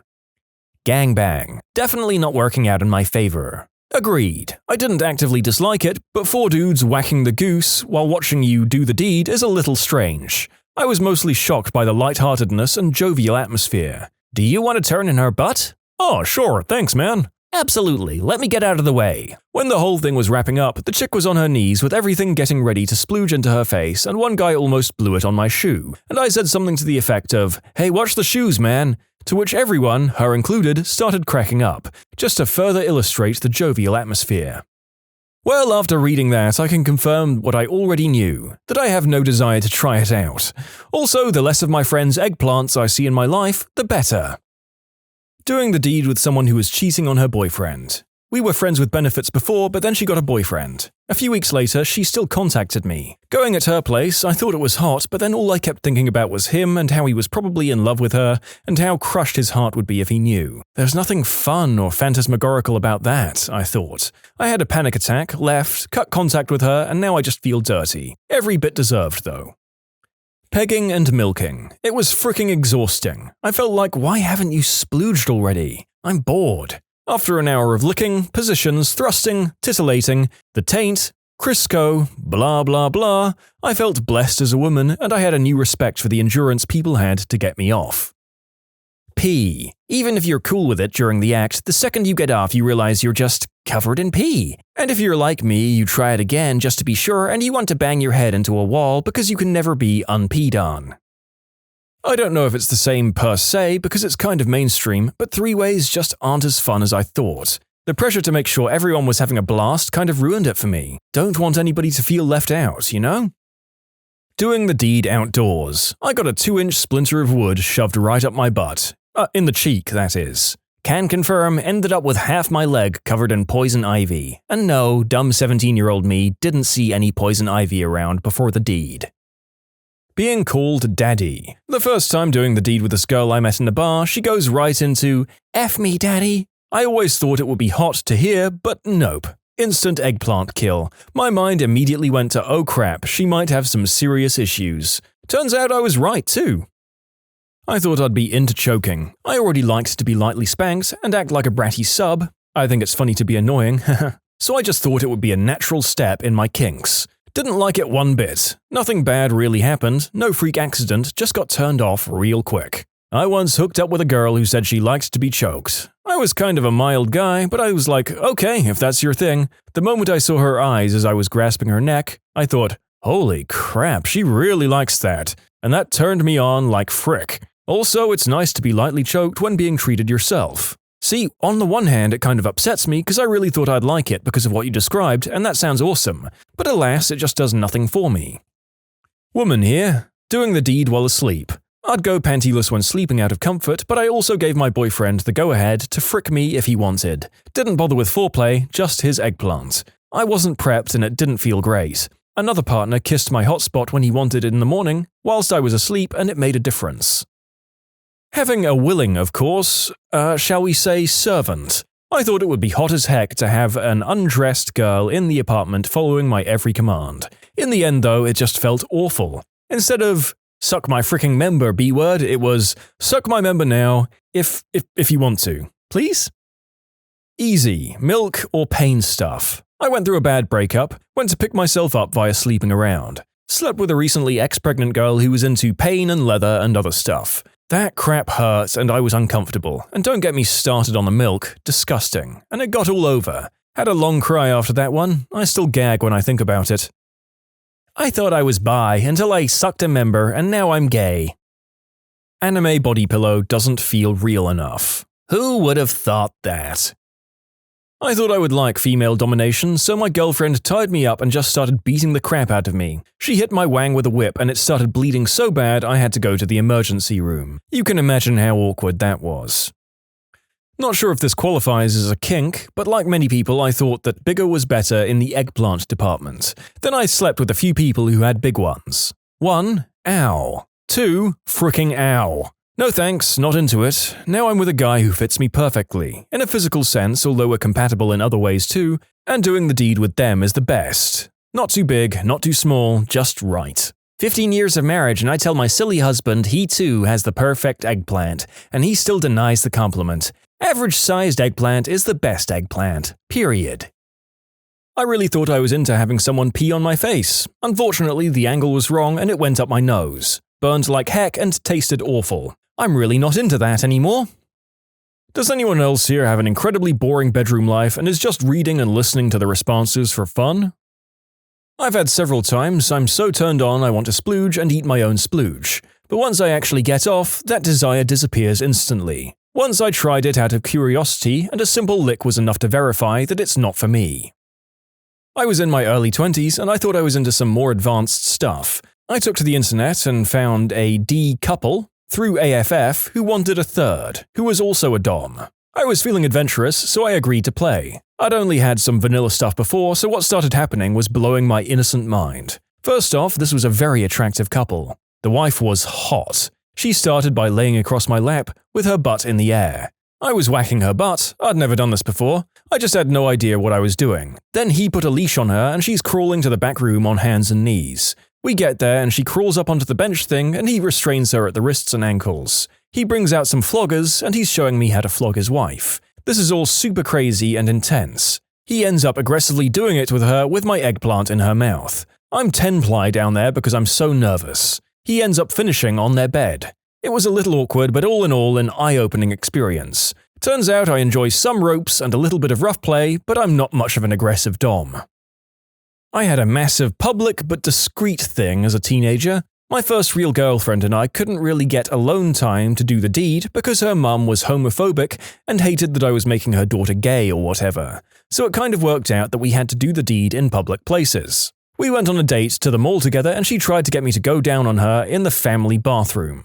I was too anxious and people kept knocking really hard on the door. When we came out, there was like a line of people going around the corner. Didn't realize it was fricking Black Friday. We pretended like I was sick and had been throwing up in there. I was 16 and my anxiety disorder was much more intense, so it wasn't far from the truth. But gosh darn, never again. An entire crowd of judgmental, teed-off people staring at you will kill a kink for good.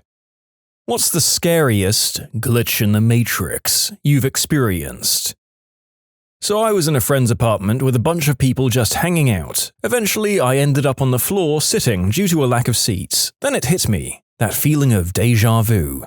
You know, where you lose your entire train of thought and try to make sense of what's going on? After a couple of seconds, it hits again, except I remember experiencing déjà vu. At this point, I stand up and start walking around frantically. I reach one of the doorways and there I remember a specific person came up and asked if I was okay, and I shrugged the whole thing off. A couple of seconds later, that person came up again and said the same thing word for word, and I freaked out even more. In conclusion, I think I had a stroke. Went to sleep at 10 p.m, woke up at 9 p.m. on the same day. I still don't understand. You were asleep on an airplane traveling west. Maybe the clock was wrong, or daylight saving time confused you and you didn't sleep for more than a few minutes. I was at a camp in the deep, deep wilderness. Nearest cell service was 40 miles away. Only me and my wife. She was in the cabin. I walked out to the porch and down the stairs at night. I heard someone call my name in the direction I was walking. I turned right around and noped back into the cabin without missing a step. Obligatory Goatman reference. I woke up with 3 shirts on and 5 pairs of underwear. I was like 8 and thought the boogie monster did it. Scarred me for life.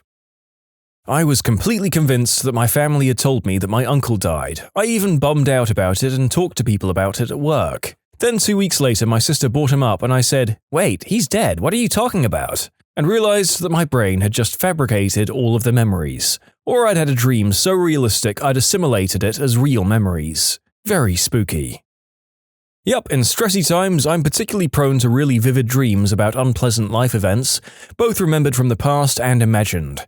In some cases, I haven't realized these events weren't current or real for a day or so. Moments before a bomb exploded behind my tank, I distinctly heard my TC, or tank commander, tell me to speed up, motherfricker. I accelerated and he began yelling at me, "Did I tell you to go faster, you dumb Boom!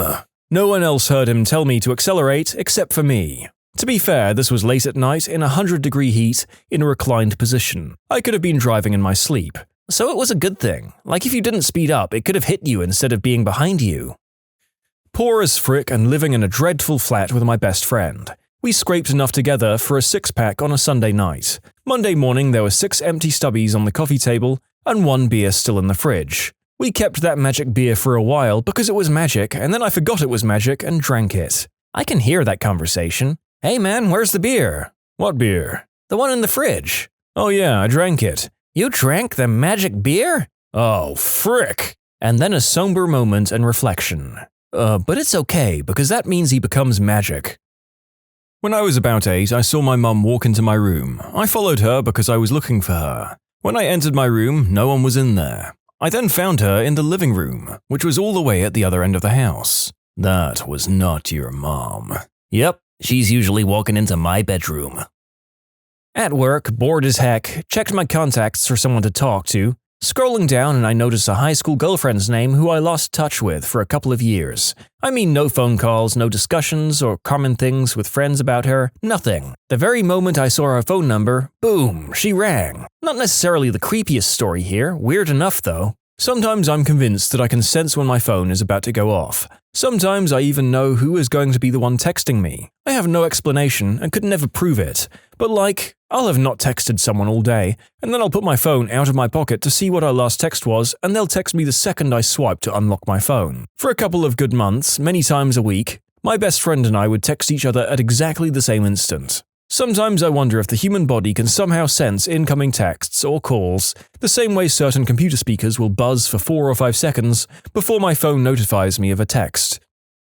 I saw my female doppelganger once. We were walking past each other in a train station. We both turned around to look at the other person after we'd passed each other, jerked our heads and scrunched our faces like, "Do I know you?" Gave a surprised, wide-eyed look like, "That was pretty weird," then another slightly more exaggerated, "That was even weirder," followed by an audible in unison, "What the frick?" and nervous laughter, followed by a quick turn around and hurry away, and one last, "What the frick was that?" look back as we scurried away. If a bystander saw it, they would have thought it was scripted. Weird stuff, man. You were near a mirror? I saw my doppelganger once and it scared the crap out of me. He was on another team in the basketball tournament I was in, but he was a bit taller and more muscular than me. He looked so much like me that my teammates got scared and wouldn't look at him because it creeped them out so much. I swear I was looking at myself. I have dreams that are more abstract to me than normal, where something happens and I can't remember any of it. Weeks or sometimes months later, the exact situation happens that I dreamed about, and all the details came rushing back. It's like deja vu, but I know I dreamed the exact situation. I just hadn't met the people or been to the place yet. This has happened many times as far back as I can remember. I've had the same exact day twice. They weren't dreams. Was it a day doing nothing but browsing Reddit? Because that happens to me too. A friend of mine got extremely high and went to get pizza. The guy knew he was on something and said, "What did you just come back for?" And my friend thought he was losing his mind. One time I was really high and I was buying a movie ticket. The guy must have known I was high because when I asked for my ticket, he responded with, "All right, sir, will that be for here or to go?" That confused me so much for a moment. I actually thought I was ordering food. All I could say was, for here? And get the frick away from that guy. Now I wonder how many high individuals I served in my fast food days and how many people I missed the opportunity to mess with.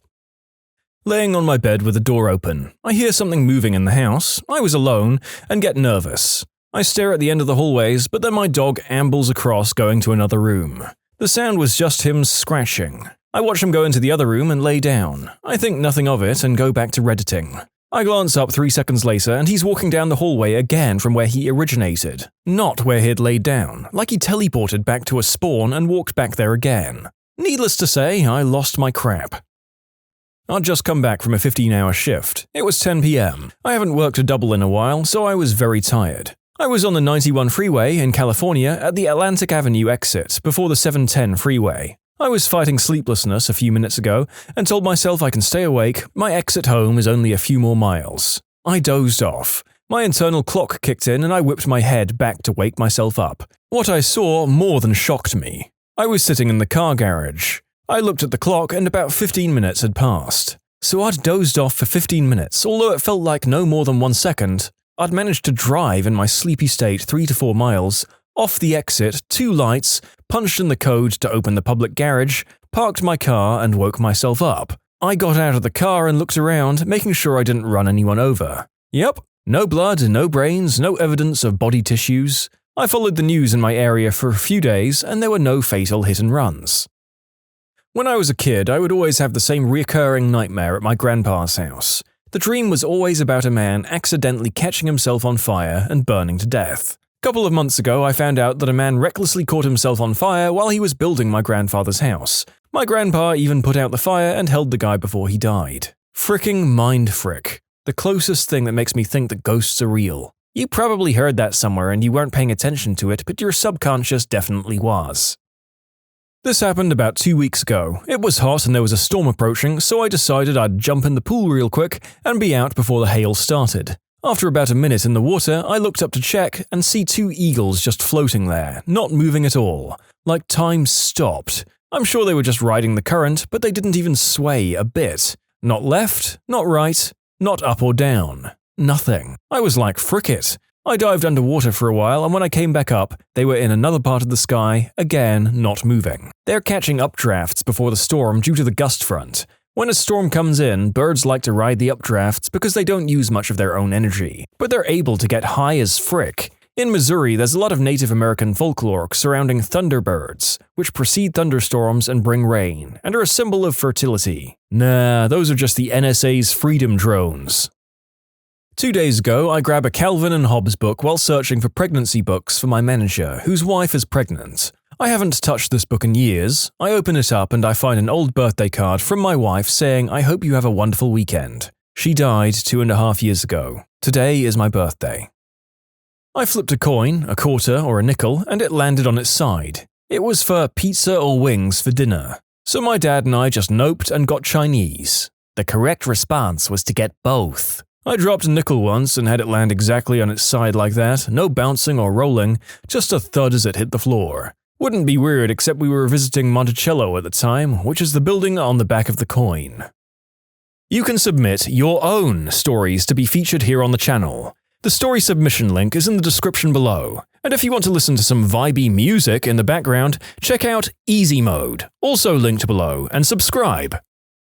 I was at a bar once and I saw someone walk up the stairs with a similar haircut and glasses and thought, there I am walking up the stairs. It was really weird. I actually thought I was watching myself walk up the stairs. I was a little shocked by this and mentioned it to my friend and a girl next to me, who said, "That's happened to me before. I've never told anyone." She told me how she was watching out of a train window while leaving a station, and she saw someone running for the train and said to herself, "Oh look, I'm running down the platform." I was running to catch a football in elementary school and it was super far away. The next thing I remember is me having the ball in my hand and everyone just donning a shocked expression. I asked them how the heck I got there and they had no clue. It was messed up to say the least. I thought I was Neo for a good while. I mean, this is a 9-year-old story. I wonder if this guy ever became NFL Jesus or not since then. Similar, but playing rounders, baseballish game in the UK. I'm not the sporty type, and that lesson was the worst in school, so they stuck me on fourth base, the last one. Anyway, the ball-throwing person threw the ball, the bat-having person whacked the ball was headed toward me, but off to the right. My right arm shoots out while the rest of my body maintains its "this lesson sucks" stance. Catches the ball, the bat person is out. Yay? I suppose.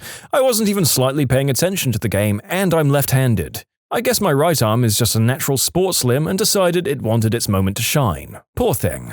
In conclusion, girl hit ball with a bat, I was over there daydreaming about God knows what, my right arm shoots out of its own accord and catches the lass out. End of story.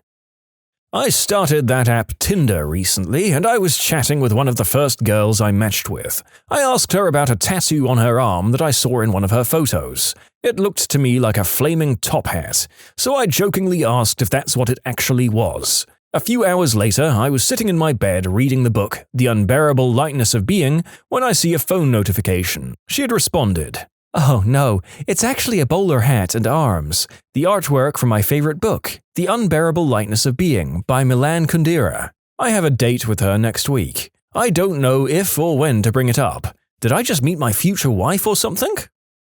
My grandmother passed when I was young, maybe 8. When I was around 16, I had a dream that I was hanging out with her and talking and catching up. She stood up in the dream to leave and I begged her not to go, and asked her when I could see her again. She said nothing, but pointed to a calendar that had a date circled. I remember the date when I woke up. It was several months in the future and told my mum about the dream, as she was always interested in that kind of stuff. Several months go by, and the date in the dream is approaching within the next few days. My cousin's husband gets killed in a freak car accident, and my parents fly across the country to be with family. They're gone over the date in the dream, and my mum, being superstitious about the dream, makes me promise not to leave the house that day. I agree, no big deal. My parents are going to be gone, what did I need to leave for? The day in the dream arrives, and my friend calls me up to ride into the city with him. I say no thanks. Later that night, I get a call from him that he was in a bad car accident and his car's totaled. Passenger side all smashed to heck. If I'd been with him. Really weird one. My brother was really sick with a brain tumor and was dying. He had basically been a vegetable for a while and then one day he woke up and was fine. Anyway, he was acting really strange. It was very strange, but I remember him just sitting up like a robot, walking to the bathroom and closing the door. My mum and I were super scared and weirded out by this, so we checked on him and he yelled, "Hey, what is this, a sideshow?" in a really gruff New Yorker accent. The rest of the day was really surreal, and he wasn't him. Then he went back to his vegetative state and died a while later. Anyway, years later I saw a cartoon where someone walks into a bathroom and a fly is on the toilet, and in a gruff New York accent the guy shouts, "What is this, a sideshow?" So creepy. Oh, and I found the cartoon. It was Rocko's Modern Life. I never dreamed about my grandma for some reason. She just wasn't part of my nightly cast. Ever. But one night a few years ago, I had this dream that my family, including her, came to visit me at my college. In my dream, my university was in the middle of Disneyland. I've had recurring dreams about depressing theme parks since I was little, and in the middle of my university was a hospital. While I was showing my family around, we neared the hospital. Suddenly, all we could see were maimed, burned, and dismembered bodies lying around screaming for help and bleeding to death, like some graphic war movie. It was terrifying, and suddenly my grandma had a heart attack from the sheer horror of it all. She was immediately admitted to the hospital ahead of the dismembered people for some reason, and soon after, died. I woke up physically shaken and unnerved. 2 hours later, I got a call from my mum saying that my grandma was admitted to hospital due to a heart condition. She died 3 days later, never having recovered. I wasn't the same for weeks, and this wasn't the only time this has happened. This probably won't be believed, not because it's super fantastic or anything, but it was an interesting occurrence for me. I just finished my last class of the day at university, and I went to grab a sandwich from a sandwich shop. While in line, I had a strange feeling, and basically a voice in my head saying, "Buy a second sandwich, buy a second sandwich." I had this odd feeling I was going to need this second sandwich. I felt really strange about it, but for some reason I decided to follow my instincts and buy it. So I ate one of the 2 sandwiches I'd purchased, then I exited the building. It was a sandwich shop inside of a large building of classrooms on campus, so I could walk to my car. As I'm walking along the street to the parking garage, I have to pass a bus stop. At the bus stop, there's just this one guy hanging out there. He's most likely one of the homeless or poor people that are often around school. It wasn't that unusual, really. As I'm walking by, the guy looks me straight in the eyes and asks, "Hey, is there any way I could have that sandwich?" I was a little stunned, but at the time, I felt like I'd been prepared for the situation somehow. I almost immediately handed the sandwich to the guy and said, yeah, it's all yours," and the guy was extremely thankful. I then just walked to my car. I guess it's just a law of large numbers kind of thing, but it was a very odd experience. If I'd had any other reason for buying 2 sandwiches, I probably would have just chalked it up to random chance or gluttony or feeling generous. But I distinctly recall the weird, uncomfortable feeling of kind of being told to purchase a second sandwich for some unknown reason, and thinking I was losing my mind from too much stress or a long day at school. And then it was just too perfect. The guy just seemed to be waiting there for me to somehow deliver the sandwich. Maybe he was meditating on getting a sandwich, and we're all sort of connected on some kind of universal thought network, and his thoughts happened to affect mine. I guess that's only my semi-functional theory. Anyway, kind of a cool story in some ways. One of the tamest stories here, to be sure, but I've definitely had similar moments of unusual resolve and quick decision. Maybe you all have too. Some drunk guy knocked over a firework mortar and sent a ball of glowing ambulance tickets at me. Then everything's kind of a blur. Then I was on the ground, but there wasn't a scratch on me. Not even a bit of pain or blood or anything. I still don't know what the frick happened. I had a weird dream with monsters in my house and stuff. Then I woke up and found a monster sleeping next to me, and I freaked out and screamed. The dream repeated itself, and I woke up again to find the monster next to me. It repeated itself to what seemed like endlessly until I woke up sweaty as frick and found a figure next to me and screamed as loud as I could. But it's my dad. For a second, it looked nothing like my dad. I was at the store when I heard my boyfriend's ringtone on my phone. I went to answer but couldn't find my phone. I'd forgotten it at home because I'd plugged it into the charger. When I got home, I saw a missed call from him at the time where I'd heard the ringtone. Me and my cousins went night fishing on the coast once. During the night, all of the fish get more active and supposedly come closer to the surface because there aren't birds snatching them up, so it's ideal for casting a rod into the waves. Anyway, I'd been on the rods from 6 to 8 p.m. and I was cold and tired, so I switched over with a cousin and tucked myself into the blanket and beach chair thing that we'd bought. It was getting to be dusk now, and I looked out along the beach, and about 300 meters up, I see a lump that looks to be moving its way up from the ocean and along the beach. I pointed out to my cousin, who also noticed it, but it's dark now and very cold, so we couldn't really be bothered investigating. I keep looking back every 10 minutes or so because it's the only thing that's interesting when you're waiting for a fish to hook itself. And sure enough, it is further up the beach each time, slowly crawling. I can see small limbs fluttering and trying to shift its large body forward, and so I assume this is a sea turtle heading into shore to lay eggs. I'm interested in seeing this a little closer, so I walk off toward it with a torch. As I get closer, it stops shuffling, but I can make out its form a lot better. Its domed back and flat limbs are semi-obscured by sand. As I get to 50 meters away, I'm struck by confusion. It no longer resembles a sea turtle, but it turns out to be a piece of driftwood. What the frick? I say out loud. I'd watched this thing crawl its way up the beach and distinctly remember seeing sand flick up around it as it crawled. I walked back to our fishing spot and looked back, and sure enough, it has crawled up into the tree line. A couple of bros and I were sleeping in the same bed as we were known to do, with me being on the side against the wall, guy 1 in the middle and guy 2 on the open side of the bed. So we're all like wrestling around and telling scary stories, or whatever the frick teenagers do, and then before we know it, our tired little eyes drift us off into the land of Nod. When we wake up into the morning, I was on the open side of the bed and guy 2 was on the side against the wall. So we'd somehow managed to trade places in the middle of the night with no memory of how. We woke up to guy 1 sitting up, looking at us and loudly saying, "What the frick?" So apparently the vast majority of the people who've read this have never cuddled with their bros before at night. What are you, gay or something? What was the funniest police encounter you've witnessed? I once transported a man who sang ABBA the whole 2-hour drive. I asked if he was on something in case I needed assistance walking him in once we got there. He said, "No, if I have to be punished, so do you." So then we sang ABBA together. It was awful. Did he know a bunch of songs or even one all the way through? Or was it just like, you can dance, dancing queen, over and over for 2 hours? One that my dad liked to tell. He was behind a car at a traffic light and noticed that the driver seemed very nervous and kept glancing in the rearview mirror. It was a long light, so he had time to run the plate to check for any abnormalities. Sure enough, the driver had reason to be nervous, as he had stolen a shiny new sports car, and the marked police car behind him seemed to have figured this out. For whatever reason, Dad ended up in a lot of car chases in the 33 years as a cop, and started carrying a helmet to keep from getting banged up as much. When the car came back stolen, he reached over, grabbed his helmet, put it on, and tightened the chin strap. Expecting the guy was now going to run as the lights turned green, he caught the driver looking back at his now crash-helmeted self and gave a huge grin indicating he was ready for an epic car chase. As soon as the lights turned green, the driver went through the light and pulled over before Dad even turned on the lights and siren.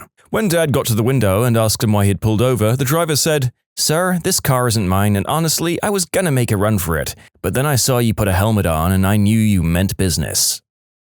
Running a clearly intoxicated woman through SFSTs, or standardized field sobriety testing, I'm trying to check her eyes, which calls for her to keep her head completely still and follow my finger with her eyes only. Every time I move my finger to the side, she just keeps looking at my face. I remind her several times to follow my finger and eventually ask her if she plans on trying at all. She gently touches my cheek and in her slurred, drunken speech says, "How am I supposed to concentrate when you're so fricking handsome?" I was flattered. She later spewed on me at the jail. Ah, boozy and very flattering older ladies. I don't always miss working at bars with people like that, and I'm sure that any number of them could have ended up in a situation like this.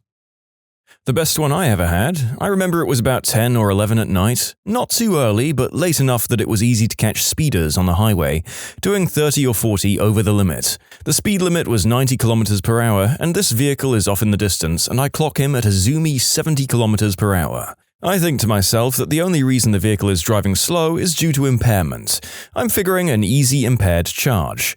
After pulling the vehicle over, I approach the driver, shine my light in, and see a very elderly gentleman. He looks at me and said something along the lines of, "Why did you pull me over? I know I wasn't speeding." I told him that I agreed with him, and after getting his license and vehicle registration, I told him I'd pulled him over for going so slowly, and that I worried he was impaired. There were no visible indications or odor of impairment. He let out a big smile and said he hasn't had a drink in over 40 years. Upon asking him why he was driving so slowly, when with very little traffic on the road most vehicles speed, his response was this: "Son, it was my monthly model train meet-up tonight, and it's the one night my wife lets me go out by myself. When you've been married over 50 years, you appreciate the silence and private times. I'm in no rush to get back home." For our American readers, 90 km per hour is approximately 150,000 furlongs per fortnight. Wow, he probably averaged 40 rods to the hogshead at those speeds. Damn, that's a breezy 550 half-clops per daisy willow. Almost every time I've ever been pulled over, the cop takes my license and after calling it in, comes back with it and asks me to get out of the car. I get out, stand up, and they say, "Holy crap, I thought 218 centimeters was a typo." Then after some laughing and chatting, they let me go on my way. A couple of times they've even taken my photo selfie style. It's kinda funny and only the crustiest of the new recruits ends up writing me a ticket. I remember my friend and I were behind these factories that were near his childhood house. We always wanted to go back there and just look around. As we were down there, a cop car rolls up on us and I immediately thought we were going to get in trouble for trespassing. The cop asks my friend what we're doing here and then points to the sign where it said, "No trespassing." I was shocked by my friend's response. He begins to speak Spanish to the cop, telling him we were abiding by the law. He tells the cop in fake broken English, "We no trespassing. We only two people. Sign says no trespassing." I literally had to hold in laughter, but the cop burst out laughing and told us to go home. There's a homeless guy in my city who has a few mental issues. He's typically easy to deal with, so we normally leave him alone. But every now and again he'll do something that warrants an arrest or a trip to the hospital for a mental health evaluation, and when he realizes that he's about to be arrested, the very first thing he does is take off his clothes. This guy is about 5'2" and has absolutely the largest wang that any of us have ever seen. He'll then run into the street and dance with his giant dong flapping all over the place while we try to take him into custody. He will even occasionally drop a dookie during the process. Most of us officers who have some time will do anything to avoid him, or send the rookies to do the duty work. Ah, meat spinning the first-timers, I see. Good work, Corporal. You know what they say, crap flows downhill. My neighbor is a cop, and he just told me the story of how he pulled over a lady and her little 3-year-old kid, who looked very frightened of him pulling over his mum. Before he could say anything, she said, "Oh, honey, don't worry. Police officers are our friends. This nice man is supposed to make sure we all follow the rules." Got the lady for 13 over in a pretty empty street, ran her information and was going to give her a ticket, since it was 13 over in a 35. The kid said, "All right," when he started walking to his car. "Wait, I'm having a birthday tomorrow. You don't have to bring anything. I just want all my friends there." Too cute to ticket, and the mum said he could come by. Little man's getting a cool Lego set too. This sounds like the premise of a really adorable family movie. Cop comes to party and falls in love with single mom. Adorable child is what brought them together. I also want to make clear that policing is not an effective way to prevent or reduce crime. Abolition is possible. I wouldn't watch this movie unless it engaged with the cop leaving his job. Not me, but my brother. He was driving our family's 1980s minivan home and was flying down a hill. The cop nabbed him at the bottom and asked him if he knew how fast he was going. The only response he had was, "Well, honestly, officer, the speedometer tops out at 85, so I really have no idea." The officer cracked up, but still gave him a ticket. When I was still in field training, I was doing traffic stops with my field training officer, or FTO. We stopped this one kid who I felt like I'd seen before, but he also happened to have a warrant out. I said, "Hey man, I'm sorry, but it seems you have a warrant and I'm going to have to take you in today. Can you please step out?" He opens the door and glances back at my FTO and hesitated for a second. I saw him target glancing toward the parking lot across the street, so I asked, "You're not going to run on me, right?" And he said, "No ma'am, not from you. I've seen you at the gym." "But you'd run from my sergeant?" "Oh yeah, I've seen him at McDonald's." I couldn't hold it in. Haha. Can't fault the kid's logic, although I have to say that half the people I've seen at the gym can't run for crap either. Gains and cardio together, people. At a previous employer, our main data center was about 10 minutes up the road from the office. Trips between the two were commonplace, we all ran back and forth frequently. This day we were having a connectivity issue to an entire rack of gear, and I was flying over to the data center to troubleshoot. There was construction between the office and DC, and it had been there for weeks by this point. Fines are doubled in construction zones in the state I live in, and I'm usually careful to not speed in them because those tickets are expensive. Because I was mentally reviewing why we were down and in a hurry, I failed to see the motorcycle cop sitting dead center of the construction zone with his radar gun pointed in my direction until I was in third gear and 10 over the posted limit, which was 20 over the construction zone limit. He nailed me and we both knew it. Since I knew he was coming, I just pulled over into the next parking lot and he came in behind me. Damn. 30 over in a construction zone. This is gonna suck. I grabbed my paperwork out of the glove box and waited for him to do his preliminary check before he came over to talk to me. As he walked up, I greeted him by saying, "Hello, officer. I'm a dumbass, aren't I?" He stared at me for a quick second like he was trying to maintain his composure and just couldn't do it. Started chuckling, and then after a couple of seconds he burst into these deep belly laughs.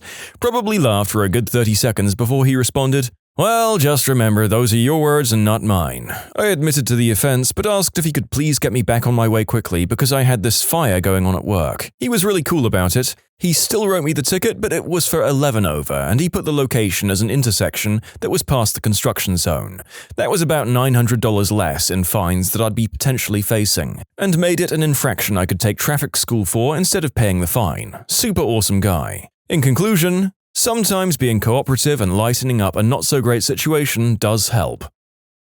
I blew by a cop once, probably doing like 30 miles per hour over the speed limit on a back road. As soon as I blew by him, I knew I was fricked, but it was also hilly road, so I didn't actually see him pull out. But again, I knew that I was done, so I just pulled over and waited. Like 5 minutes later, the cop doles up behind me with his siren and lights on. When he comes up to the window, I just immediately said, "I'm sorry, officer, I was super over the limit there and that's my fault." And he was just like, "Why did you pull over? You probably could have lost me pretty easily." Well, I knew I was speeding and I knew you were going to pull me over, so I figured I'd just make it easier for both of us. Then he told me how I was the only person who'd ever pulled themselves over for him and to slow down the next time on that road. Thanks, nice cop. Pro tip: wait until the officer is at your vehicle and asks for a license and registration before you go diving into your glove box. It might look like you're jumping to grab a weapon, and police officers don't like that. The only time I wasn't asked to get out of my car for a traffic stop was when I did this. I don't know what to think now. You can submit your own stories to be featured here on the channel. The story submission link is in the description below. And if you want to listen to some vibey music in the background, check out easymode, also linked below, and subscribe. Not a cop, but this happened when I was in like 4th or 5th grade as my grandmother was taking me home from school.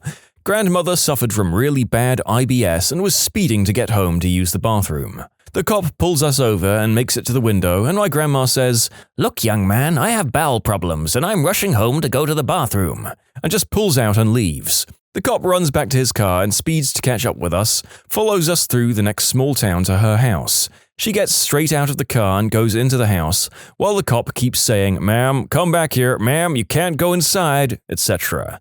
She totally ignores him. At this point, my grandpa pulls up because someone had called him at his work to tell him a cop was following my grandma through the 2 small towns and that they thought something could be wrong. Grandpa asks what's going on, and the cop starts telling him to go get his wife because she's in a lot of trouble. Grandpa just says, "What did you want her to do, crap in her purse on the side of the road? You need to leave before you embarrass my wife." The cop is flabbergasted and just gets in his car and leaves. Grandpa and I walk in the house, and my grandpa is getting out of the bathroom and says, "I need to go talk to that young man and get my ticket." Grandpa tells her, "He was just following you home to make sure you got there safe. Are you feeling okay?" He gives her a kiss and goes back to work. Grandpa was classy, they both were. Miss you, Mormor and Pawpaw. My uncle got pulled over once for speeding on the I-95. He said, "Oh damn, I got the highway sign confused with the speed limit sign again." The cop laughed and let him go with a warning. This happened a while ago while I was attending EMT training. In order to keep the class from driving us all crazy from boredom, the other students and I would sometimes joke around and pull pranks on each other. One day, as we were all leaving and getting ready to drive away, I had the brilliant idea to roll down my window and pretend to get a call over the radio. After announcing that I was en route to the scene, I grabbed a suction cup adult eggplant toy that I'd hidden, purchased and used specifically for the joke, was destroyed after completion of said joke by the way, and slapped it on the roof of my car like some kind of old-school styled blue light. I then proceeded to scream like an ambulance siren and floor it out of the lot, much to the enjoyment of my classmates. On my way home, I was doing slightly over double the speed limit on a large highway when I saw flashing lights behind me. Being a stupid teenager, I decided to take an exit and then get back on the other side of the highway. I got pulled over, but only then realized that I still had a rubber member sitting nice and tall on the roof of my car. My greatest fears came true when the officer walked up and recognized me from school, as he was the school patrolman. Miraculously, he let me go despite the absurd speeding and possible evading. In conclusion, I was an idiot, my car had a member, and the cop luckily wasn't a member. I wonder if one could potentially get done for indecent exposure while sporting such a hood ornament. Probably not, I suppose, but there are other charges that I might not even know about. Also, did anyone think that he was a bit defensive about having destroyed and never used that particular adult toy? Just me? My aunt is a police officer. Her favorite story at parties is how she once arrested a nearly undressed man who was running through a busy street. As she likes to put it, the only thing he was wearing was a rubber chicken, and he was wearing it through penetration.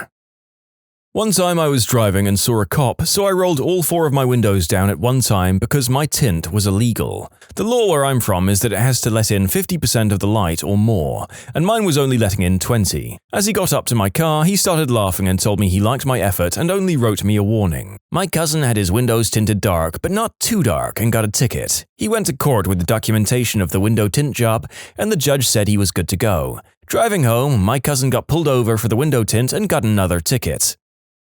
The cop asked me if I knew why he had pulled me over. I said, "Speeding?" He said, "No, you rolled through a stop sign back there, but now that you mention it, it did take me a while to catch up with you." The cop, my friend in the passenger seat, and myself started laughing as I had this "oh crap" moment. He let me off with a warning. Nice guy.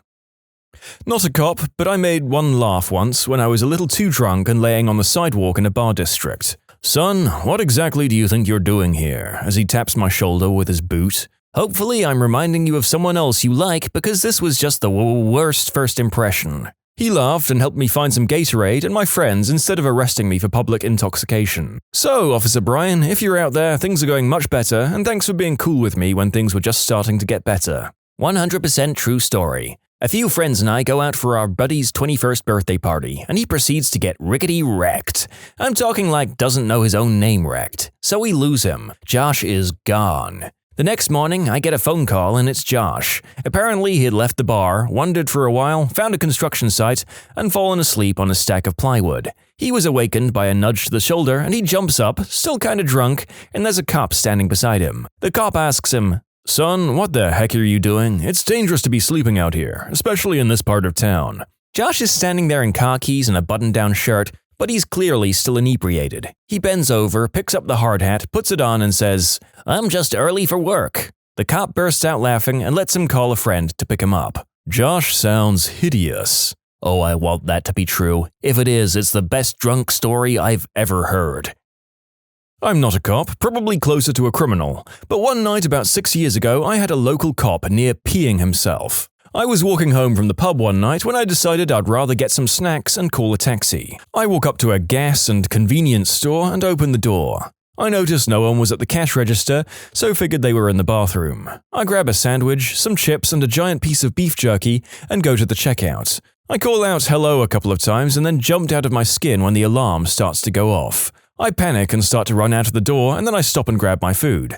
Then I say to myself, "Wait, I haven't actually done anything." So I pull out my cell phone and call 911. Hello? 911? I think I accidentally broke into the Ultramar. About 10 minutes later, the police show up and cuff me and begin searching the entire area. One cop stayed with me and I told him I didn't actually do anything, but he just says, well, he'll be the judge of that. When the manager arrives to review the security cameras, well, she shows up and is a total B-word. I don't think she likes being woken up at 3 a.m. Well, the cop comes out of the office, laughing so hard he's crying, uncuffs me and apologizes, then gives me a ride home and a trip to the drive-thru.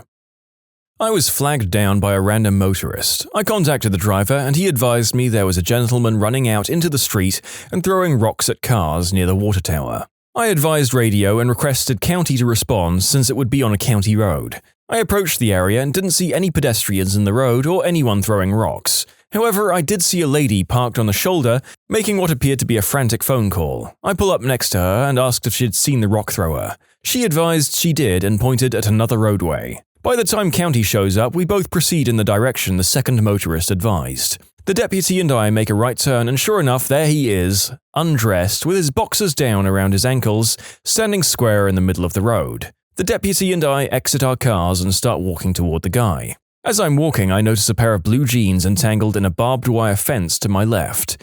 It would seem he'd attempted to climb the barbed wire fence but got hung up and gave up on the lower half of his Canadian tuxedo. The deputy and I quickly took him into custody and asked him why he was running around the roadway scaring the local citizens. He says, "What would you do if a gay guy gave you a bunch of money?" I had no answer, so I then asked him what he was high on and he explained, "Family issues," and I got a good laugh out of it.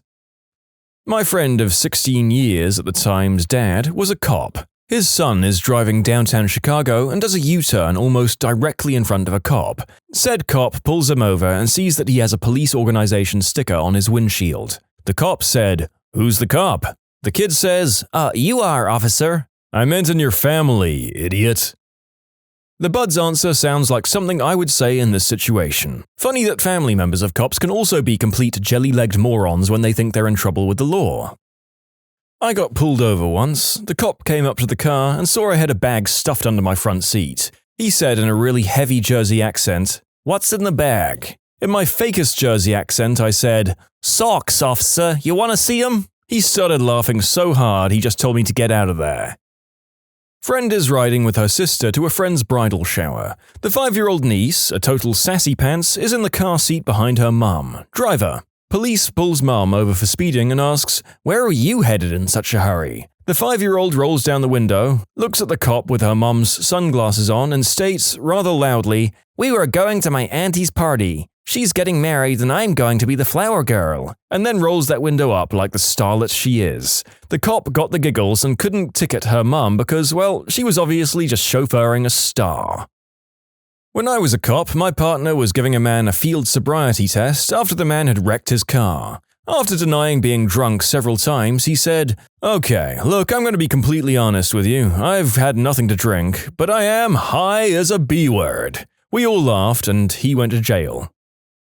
Got called to a domestic. A married couple had split, UK, and the husband was living elsewhere. It was a weekend and he'd come to collect his young child to sleep over that night. A childminder was looking after said child while the wife was out at work. The husband was parked on the narrow driveway and the wife arrived. She blocked him out of sheer nastiness. That's when we were called by the husband. The husband knew the law and wanted police to witness that no offense was caused. Husband places young child safely into his car, lovely new BMW estate, whilst childish wife screamed and laughed that he couldn't go anywhere. The husband smiles at us, the two officers, and Julie goes rallying across the front garden. I'm talking through 6-foot laurel bushes, across beautiful rose beds, the lot. The wife screamed at us now as the husband had left, wanted us to prosecute the husband for destroying her beautiful garden. We said no, it's his garden too, and no people were injured.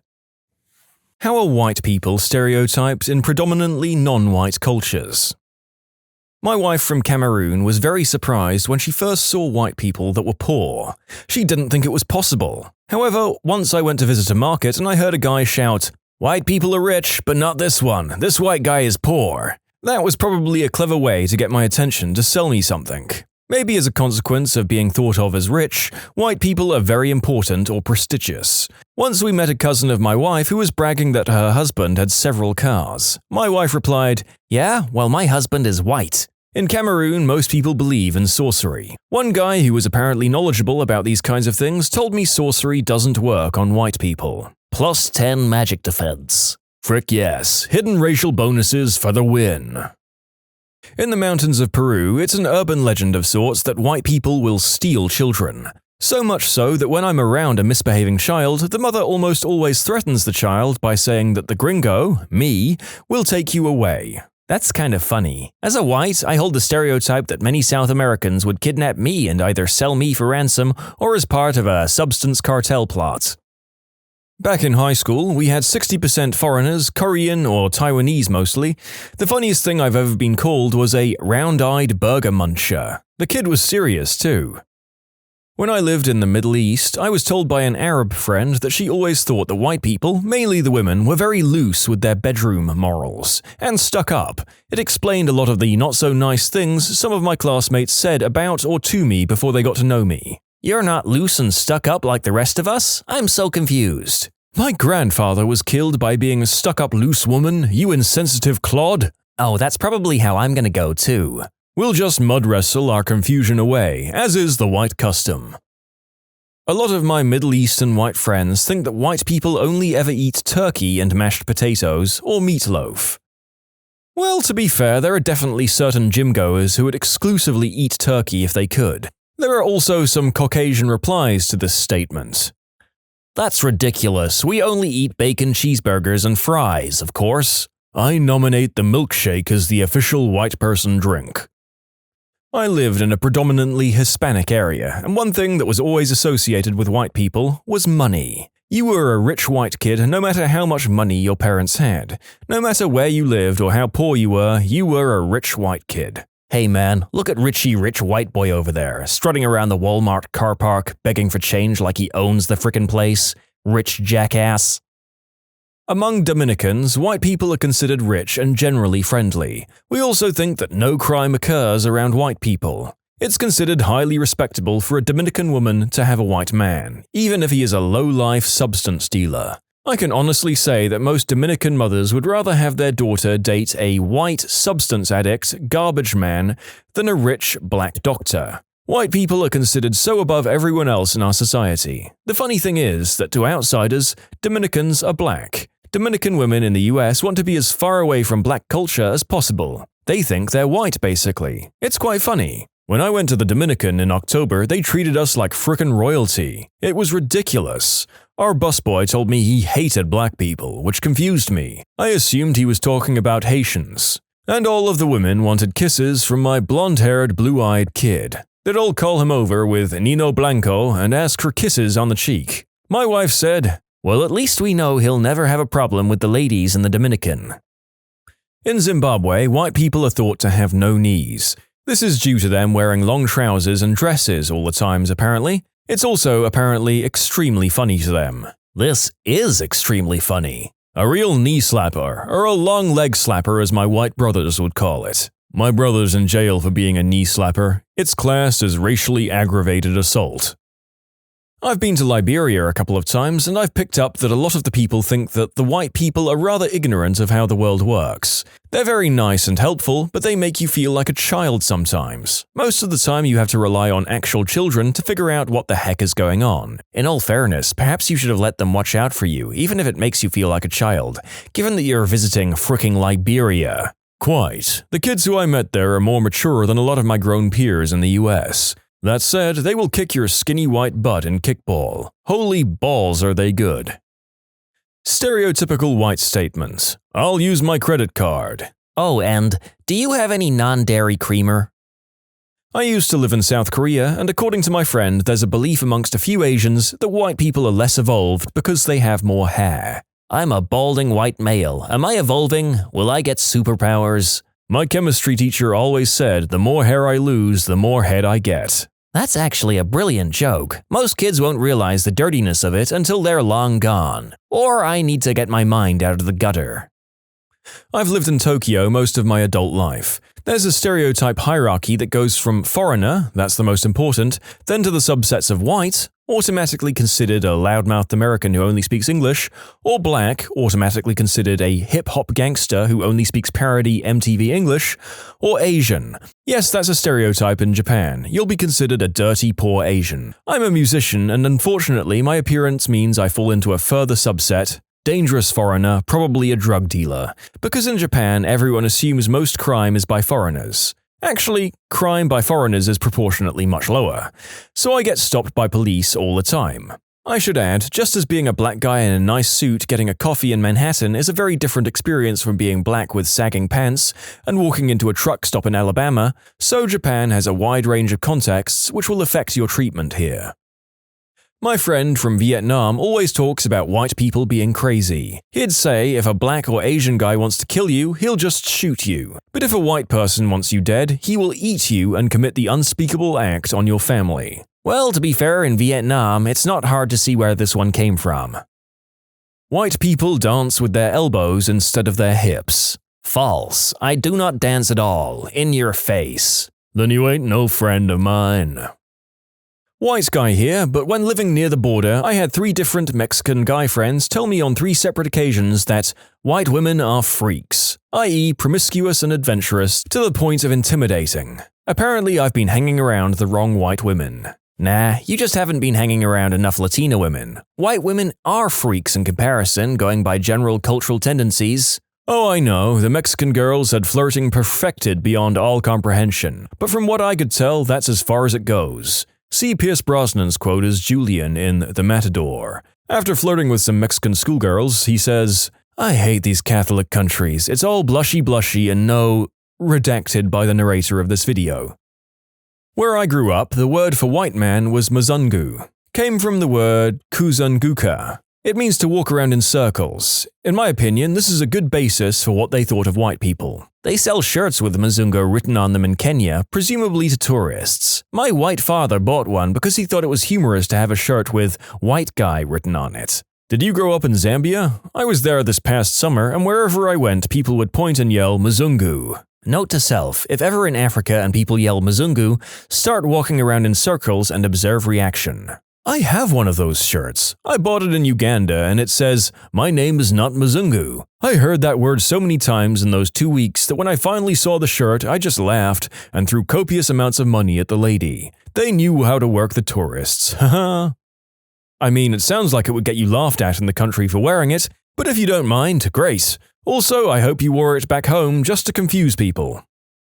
In Western China, where seeing a white person is so rare that people would stop dead when they saw me, stare, and often pull out a camera to snap some pictures of or with me, White people are considered beautiful, fashionable, sometimes ignorant, and a little sneaky. They assume we all speak English. Most people assume that I was British, I'm American, because I'm skinny. In fact, I had people ask me, after finding out that I'm from the US, why are you not fat?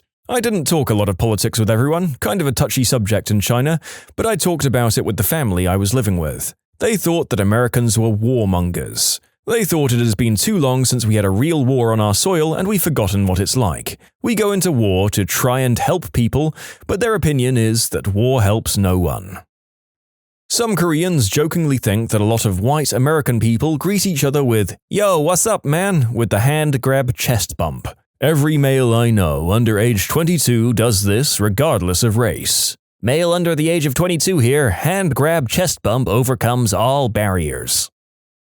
As a Chinese person who mainly grew up in the United States, I don't know much about how whites are stereotyped in China, but my parents do. Essentially, in China, people have a love-hate relationship with white people, wanting to be like whites, which is mainly just Westerner. They want to be this way because of the power and status it represents, but at the same time are resentful of that power and status. By the way, in Cantonese, a slang term for blacks literally translates to fermented soybean, because of the black color of fermented soybeans. People will fall head over heels around a white person to the point where they'll just hire random white people to attend important parties or become spokespeople for their products. Contrast that with the disdain that they have for Chinese that come from America. My mum once said that if you, as a Chinese American, ever want to go back to China, that you'll get better waiter service if you bring along a white friend wearing a business suit. Sad, but true.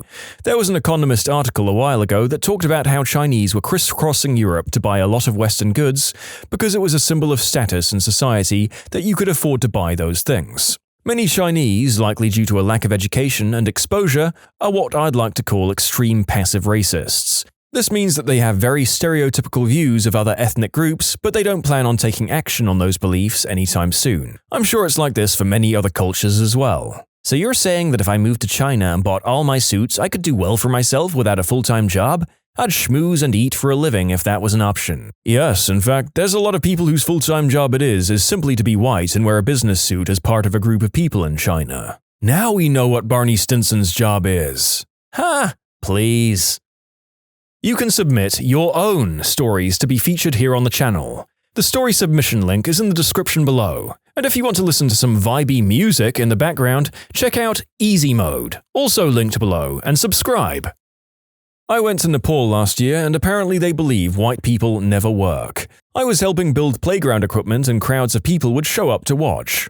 They would gawk for hours. It weirded me out and this is what I was told when I asked. When I was in Nepal, some kids bathing in the local river yelled, "You're American, you eat cats." I thought it was hilarious. My Asian friend told me that all of her friends always felt that the white people they'd encountered smelt like milk, all the time. I've heard this too, and it makes sense. People tend to give off odors based on their diets. Only white people drink so much milk and cheese. Most of the rest of the world is lactose intolerant. Washichu, he who takes the best meat for himself. I'm a white guy who lived on the Pine Ridge Indian Reservation for a few months. I always thought that Washichu was the only slur I've ever been called that actually bothered me. A young Oglala told me it means takers of the fat, for white people killing buffalo and only taking the fat. The best part. We had a little joke or pun at meals. Who took the last piece of fry bread? Washichu? Other stereotypes held by some Oglala were that we're all incredibly hairy, which we pretty much are compared to most Native Americans, and that we're all uncircumcised. I still don't really understand the uncircumcised thing, but I saw that a lot in graffiti. In Gambia, we think you're really nice. Seriously. I live in Bangkok, and here, white people are seen as rich, culturally disrespectful, and for the men, specifically, randy deviants. Also completely unable to eat spicy food. There's a few stereotypes I grew up hearing about in an immigrant mixed race, South Asian and African, family in the West. These mostly seem to be about middle-class white people. Note, I'm simply reporting these, I don't agree with them. I'm writing them as if my grandparents are saying them. For example, White people don't love their kids as much because they kick them out when they're 18 and don't support them after that. Also, white people are not as educationally driven when it comes to their children. For example, they won't work long hours in a multitude of jobs and save pennies to send them to the best schools and hire extra tutors and focus on their kids winning maths championships and stuff.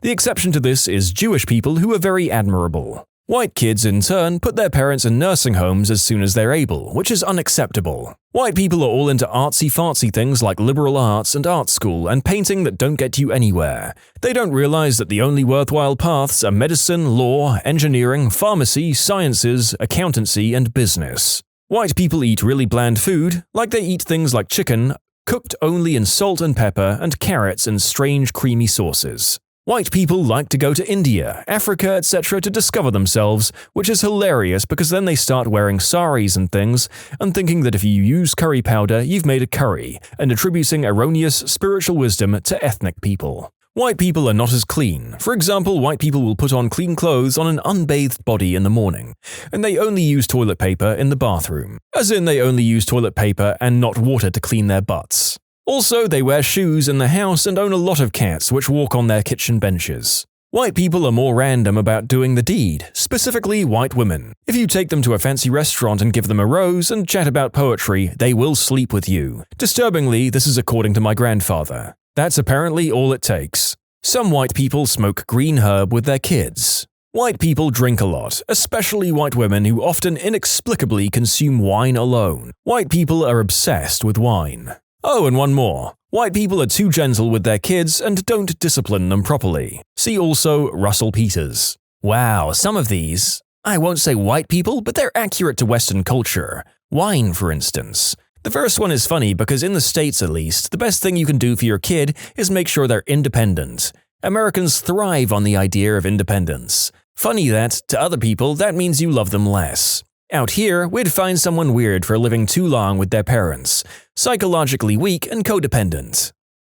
Well, that last one was a real bundle of opinions. Gotta say, this whole thread has been really educational. And no, I won't be doing the accents for some of these cultures, for hopefully very obvious reasons. The stereotype of whites amongst South Asians is that white people can't manage their finances properly, and that they are, in a selfish sense, self-concerned rather than being considerate about others. In that parents kick out kids at 18, and kids throw their parents into old homes, all because they're self-concerned and only care about their own lives. Also, that they can't plan for the future, part of why they're poor with finances. Also, white people, particularly Americans, are scared of everything. Seatbelts, pollution, terror attacks, etc. And by that I mean to an unhealthy level of scared of stuff in their minds. That's generally the stereotype anyway. I've later updated this to address people rightfully bringing up my calling Asians inconsiderate. Keep in mind, the thing of most importance to South Asians is family, and it's family and social circles that they feel deserve the most attention. Given the highly populated natures of these countries and the laissez-faire styled capitalism society, one quickly realizes that being considerate to everybody is shooting yourself in the foot, unless everybody else is also considerate, which is rare. Thus, this consideration is limited to your family and friends. It's not as extreme in South Asia, in that they're willing to help a random stranger if it isn't detrimental to them, but the further extreme in an even more populous country such as China can be seen with the toddler and van accident. So I'm just giving that perspective where they're perplexed by why white people don't have any consideration of the ones they love, family. And you dolts, I don't mean that whites are literally afraid of seatbelts, rather the wearing of seatbelts from fear. I'm also South Asian, and I think that most of the stereotypes I've heard come from the fact that South Asians, and most Asians for that matter, are very collectivist, while America is becoming more and more individualistic. Therefore, people assume Americans don't care for anyone but themselves and have no respect for family. As someone mentioned, putting your parents in an old folks' home rather than caring for them personally. And have no culture as a byproduct of not having any traditions or community. Interestingly enough, I know many people in my parents' generation who emigrated to the US, who abhor the idea of their children, in my generation, taking care of them in their old age. They like the idea of being independent and have no desire to do the work that generally goes along with staying with your kids, like looking after your grandchildren all day.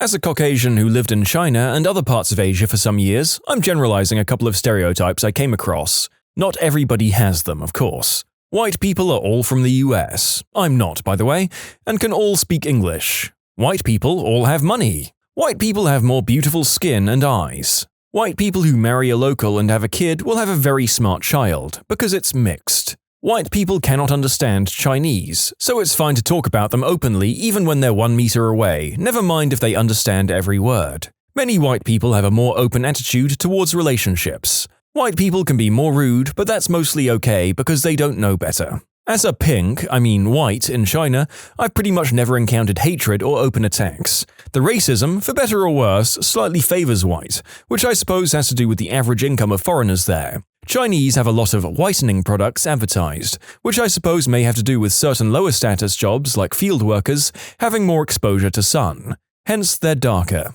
However, my views are filtered from the racism I as a white encountered. In other words, there may be a lot of stereotypes I've never heard of because nobody told me, or because of the language barrier. I speak a bit, but wouldn't understand everything.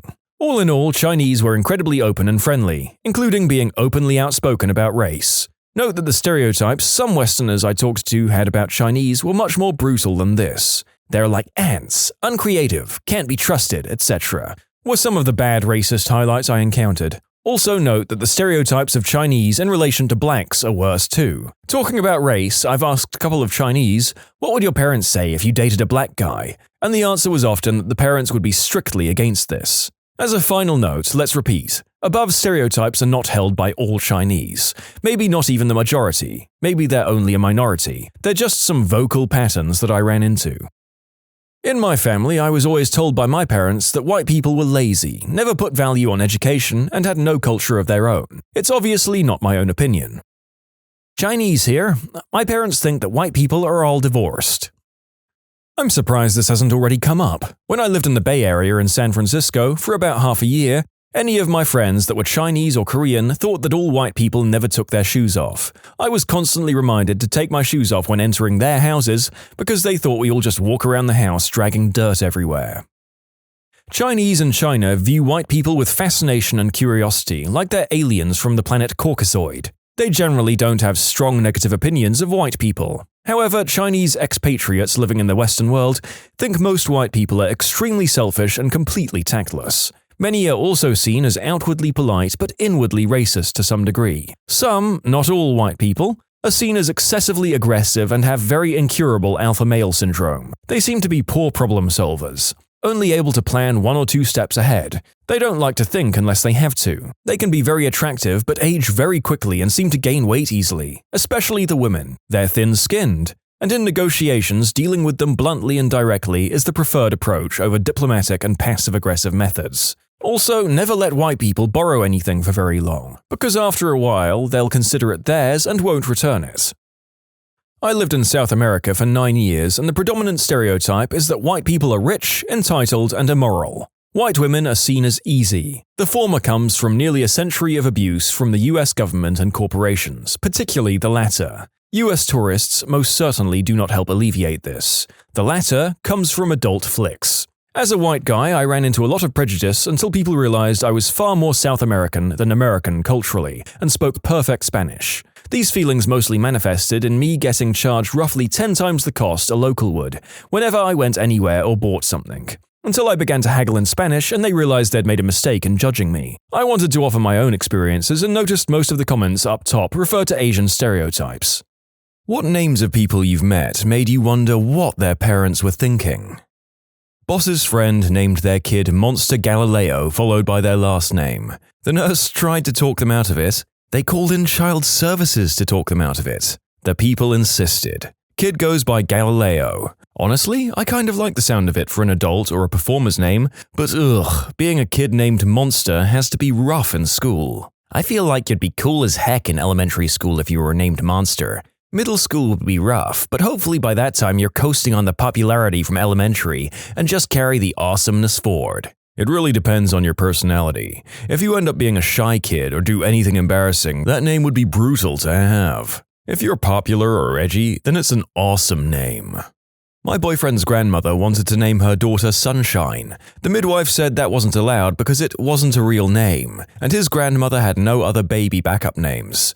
So a few minutes later, when she heard someone down the hall screaming, "Tina," she named her daughter Tina because she couldn't think of anything else on the spot. I once met a dude named Lovey. It was a family name. I think it was especially cute because he was such a big tough guy. There's a male New Zealand weightlifter named Precious.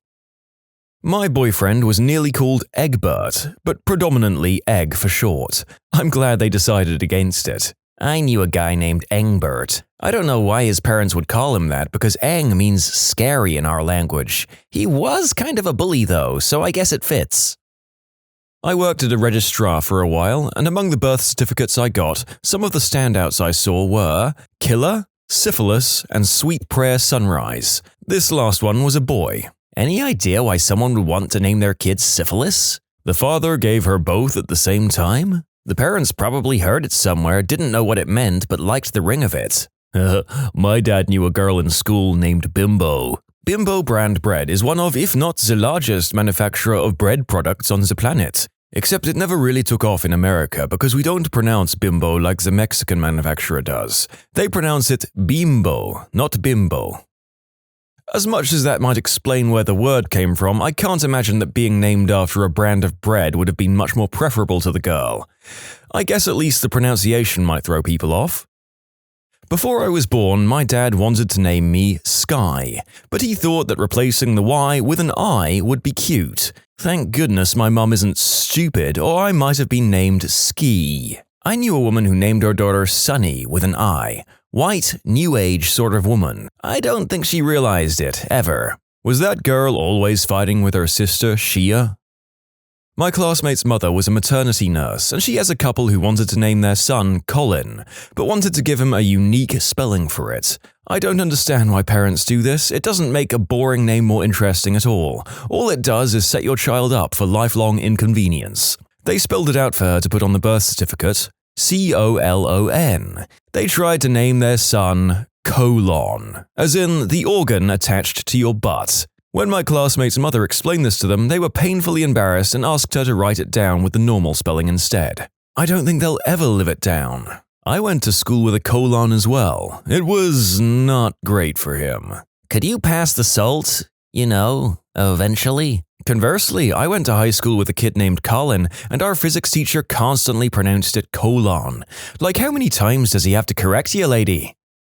In France, there used to be a list of names that you had to choose from, mostly based on that day's name, saint, and 3 to 4 others, which is why there were so many Jean, Marc, Louise, Philippes, Marys, Annes, Valeries, etc. in France. Now it's free choice, but anyone can ask a judge to cancel a name choice and force the parents to suggest one the judge finds acceptable. So no names like Coca-Cola, Xerox, substance names, butthole, Nutella, fruit, devil, blue, murder. Plus the rejected name gets added to a banned list to streamline the rejection in the future. In Denmark, we still have an approved list of names. You can apply for a name to be added, but other than that, you choose from the very long list. Portugal also has a list of names. It's included multiple spellings of the same name. Eric, and Eric with a K are all allowed, though Eric's not really a Portuguese name.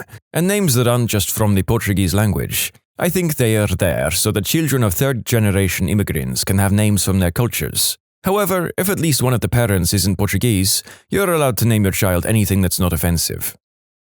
My brother talked my mother out of naming me Mulan because he had a major crush on her and didn't think a sack of potatoes like me deserved to be given her name. I tried to tell someone not to name their kid Tarmac. They learned the word from NASCAR. They could have just named him Jimmy, Jeff, or Dale. Not a nurse, but as a med student, a patient wanted to name her child Mudpiles. The nurses silently protested and waited a few days. Mum changed her mind. Mudpiles, I love it. God, what kind of a kid Mudpiles might have been. The S at the end really makes it. I wish the mom hadn't changed her mind. I would support baby Mudpiles all the way. I mean, maybe the mom was also a med student, just considering that Mudpiles is a pretty common acronym that med students find helpful. My ex-husband didn't think it was fair that girls could be named Grace or Hope, etc., and seriously suggested pestilence, war, or plague for a boy. His choice for a girl was Tangerine. Fortunately, we never had any children. I'm a Grace, still waiting to meet the pestilence of my dreams. The thought of meeting someone and then being like, "This is my son Plague and my daughter Tangerine," is killing me, oh my god. Another story where I can bring up Discworld characters. Allow me to introduce Hope, Charity, Chastity, and Prudence Carter, and their brothers Animal Lover, Anger, Deviousness, Covetousness, Jealousy, and Catastrophe. You can't just leave them hanging with that small reference. The Carter parents were a quiet and respectable Lancre family who got into a bit of a mix-up when it came to naming their children. First, they had 4 daughters who were christened Hope, Chastity, Prudence, and Charity, because naming girls after virtues is an ancient and unremarkable tradition. Then their first son was born, and out of some misplaced idea about how this naming business was done, he was called Anger Carter, followed later by Jealousy Carter, Animal Lover Carter, and Covetousness Carter. Chastity was enjoying life as a lady of negotiable affection in Ankh-Morpork, Prudence had 13 children, and Charity expected to get $1's change out of 75 pence, whereas the boys had grown into amiable, well-tempered men, and Bestiality Carter was, for example, very kind to animals. My uncle wanted to name his daughter Raider God. I'm glad they settled on Jada. I work in a music store that offers lessons and rents instruments. We have a list of the oddest child names. Jamuary, Quest with a W, Sixte, Shebra, Battle, and Shy Ann are just a few on there. The best one was AmITheA. When speaking with the grandmother, she said that the mum wanted to name her Olivia, but the father hated the name. The dad saw a bottle of Aleve on the counter, so he and the mother compromised and came up with AmITheA. Haha, Shebra, followed by her brother, Hebra. Hijockstrap? As much as I want to meet someone called Hijockstrap, I imagine that Shebra may have a different culture behind its origin than the others. My dad loves Stevie Nicks and wanted to name all of us Rhiannon, but my mum wouldn't let him.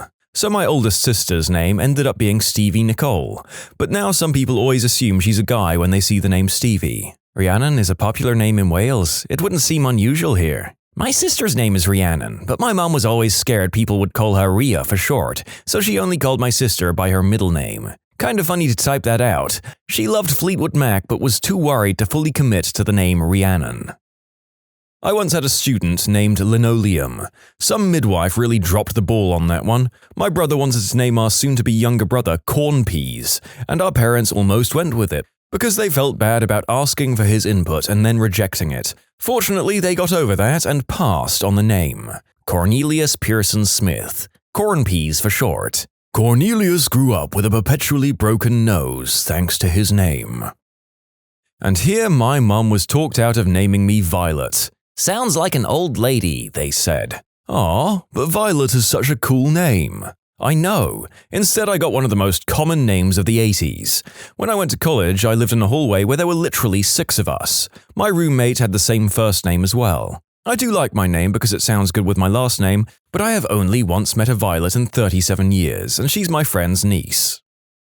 I'm a teacher. There are certain names that each teacher avoids because we've had a student, or 7 with that name, who were difficult in some way or another. One year, there were 4 Dylans in the same cohort, and they were all hell on wheels. One of the teachers at that grade level had a baby with his wife that spring, and she named the kid Dylan. The rest of us were like, "Didn't you vehemently veto that?" He just shrugged and said it was important to her, and he wasn't the superstitious type. Flash forward a few years, and I saw a toddler tearing through the salad bar at the grocery store, spilling things, moving spoons from one container to another, reaching in it with his hands. It was Dylan. I haven't ever met a Brian, Brandon, or Braden that wasn't a terrible brat. My late, unlamented brother-in-law was Brian, pain in the butt to be very mild, substance addict, tried to kidnap my child twice, got married on my husband's birthday, etc. Brandon down the street would come into our yard and steal from my kids and harass my cats. I've always found that any boy named Angel was poorly behaved. This didn't extend to girls, though. Angela, Angelina, and Angelica, they were fine. Boys named Angel are always the worst behaved. Also, Anthony, Bodie, Kevin, Travis, Vincent, and Victor. My rule in general, anything with a V in it will probably be a pain in the neck. You can submit your own stories to be featured here on the channel. The story submission link is in the description below. And if you want to listen to some vibey music in the background, check out easymode, also linked below, and subscribe. I had a coworker named Trina. When she was pregnant, she told me that she and her husband had decided to name the baby Latrine. I had to explain to her that she was naming the poor baby after the hole in the ground that soldiers crap into. She was horrified and changed it to Katrina. 2 days after the kid was born, Hurricane Katrina hit New Orleans. I hate to wonder what would have happened to New Orleans if she did name her Latrine. That would have been quite the crap storm. I have a false leg. My parents had to be talked out of calling me Peggy by the midwife. Oh, you probably could have taken them to court if they called you that. Oh, Peggy Sue. You could sue for a pretty penny, Peggy. My mother, who has an odd, to say the least, sense of humor, wanted to name the baby brother Ichabod Rusty. Our surname is Ford. She was determined to call him Itchy Rusty Ford, tickled herself crapless through the pregnancy. And look, it was funny, I was 12, but everyone thought she was just being her usual goofy self. Apparently, she got attached to it, and at some point Dad just said, "Frick no, we're not naming the baby that." They settled on something much more appropriate. Although these days, I think the little crap might have been better named Itchy Rusty in my opinion. Similarly, our surname is something that can basically mean male member in my language. My dad wanted to name me Elwood if I was a boy. My mum was like, "Woody Wang? No way!" And my dad legitimately saw no issue with that. His second choice was to name me after his father, Harry. Good thing I'm a girl. Not a midwife, but lived with the student midwife when I was a student. The first set of twins she delivered got called Red and Blue. When I worked in a boring admin job dealing with applications from members of the public, I came across Jessica Rabbit. Saw her passport and everything. I just hope that she chose that later in life rather than her parents landing her with it. The worst ones I saw in that job were combinations made by women getting married and taking their husband's surnames, so can't really be blamed on the parents. I took my husband's surname so my initials would no longer be JCB, which is a tractor brand in the UK. My dad knew when naming me and thought it was hilarious. I'm getting married this year, so my initials will soon be MEH. Of all things in life, I can easily say I didn't see that coming. Hang in there, meh. My wife used to have the initials HOT, which she is, but now is HOR, which she's not so thrilled about. I was originally supposed to be Lex, like Lex Luthor. My dad talked my mum into naming me Alexander and my nickname be Lex, but they just called me Alex. I always assumed Lex Luthor's full name was Alexander. Oh, it is. I have a son named Alexander who goes by Lex. It's a perfect name for him, even though he's a very kind and compassionate kid. As a family medicine resident, I personally delivered 2 different girls named Khaleesi. This was around 2016, well before Season 8. I imagine there might be some buyer's remorse on the parents' part at this point. Yep, I've often wondered about the thousands of children who were called Daenerys or Khaleesi and how they reacted after the Mother of Dragons went full crazy murderer fascist. And I'm just going to say I fricking called it about how that was going to go down. Working as an ERT on overnights, I got called to an OB to help out a lot. One name will always stick with me because of how unfortunate it is for the kid and how ridiculous everything about it was. The mum was deep into crystal and other substance use, and she told us she wanted him named Zion. We were like, "Oh, cool, no problem." So we asked her to fill out the paperwork of everything for us to submit, and put in the chart, and she wrote down Vazion. She looked us dead in the ears and said the V is silent. She also gave him 5 middle names because she didn't know which one was the father, so he got them all. Should have named that kid Pokemon. Kids caught all the middle names. I'm neither of these, but I had a classmate in university whose name was Mega Nathan. To date, I don't know why Nathan failed to suffice. When I first read that name, I thought it would be pronounced similar to Afghanistan, Meganathan. On second look, I'm now wondering whether it's actually pronounced Mega Nathan and struggling to decide which is worse. My dad wanted to name me Snövit, the Swedish name for Snow White, but in the end my parents named me something else. Had my younger brother been a girl, he had been named Tornrosa, meaning Thorn Rose, which is the Swedish name on Sleeping Beauty. Never did get to the bottom of what my dad's obsession with princesses was all about. My mum is a public school librarian, and the cringiest name she's encountered so far is a girl named Lesme, pronounced like Leslie but with an M. I also have an acquaintance with the last name Forrest, whose father was eventually talked out of naming her Rain. Back in 2000 to 2004, I worked in a hospital doing admin, and an old battle axe of a senior midwife stomped over with this angry-looking pregnant teenager in tow. "Varvara!"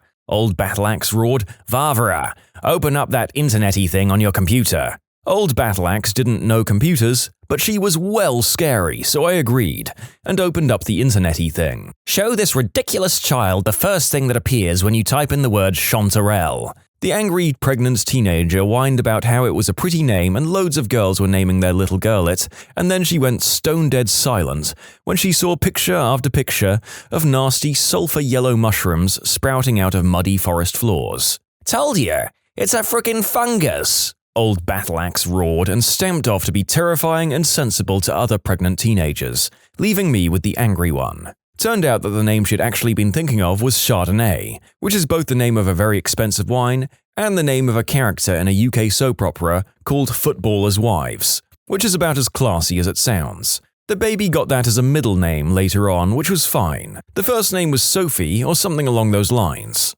That's awesome. The midwife probably acted that way so she could stop future generations from being born with names like Old Battle Axe, although I bet with a name like that she got picked first in sports. All the senior midwives at my hospital had names like that. Old Battle Axe and Iron Lil were the two I remember most vividly. They'd been there since the place was built and were older than God and had absolutely no time for bullcrap. They kept the place impeccable, and everyone up to and including the head of the NHS were frightened of them. I once saw Iron Lil take down a drunk and bullying boyfriend with a flying rugby tackle outside of the water birthing room. It was great. I would like to hear more stories about Iron Lil and Old Battle Axe, please. That sounds incredible. I want to hear all of your stories about these ladies. What awesome lives. My dad legitimately told my mum that my sister was to be either Jackie Ann after his ex or Lisa Marie after Elvis's daughter. I'm amazed that I was conceived after that. My sister is Lisa. Haha. I wanted to name my daughter Daisy, as it's always been my favorite. Even my husband loved the idea. My whole family said it was a dog's name and they wouldn't let it go, so I didn't name her Daisy. And here I am Pupatai Arevu Danambi, Kalia Perumal. Oh, hello, fellow South Indian person. I was almost named Cinderelle. I have no idea what my dad was smoking at the time. My coworker went to school with a girl named Fallopia. I feel sorry for her, especially when she takes biology classes and they have to talk about fallopian tubes. I know a teacher who has an elementary-age student with an African name that unfortunately does not translate well into North American English. The kid's name is Akok Ring. And yes, I wish I was kidding. In my high school, there was a kid whose name sounded like the F word when pronounced in English. I kid you not, all of the teachers called him Lucky instead. I don't know the details because he was an upperclassman and I didn't know him personally. My mum wanted to name me Kirby, after her vacuum. Thankfully, my dad talked her out of it. I currently work with someone whose name is Immunique. I don't think any midwives or nurses were involved with the naming.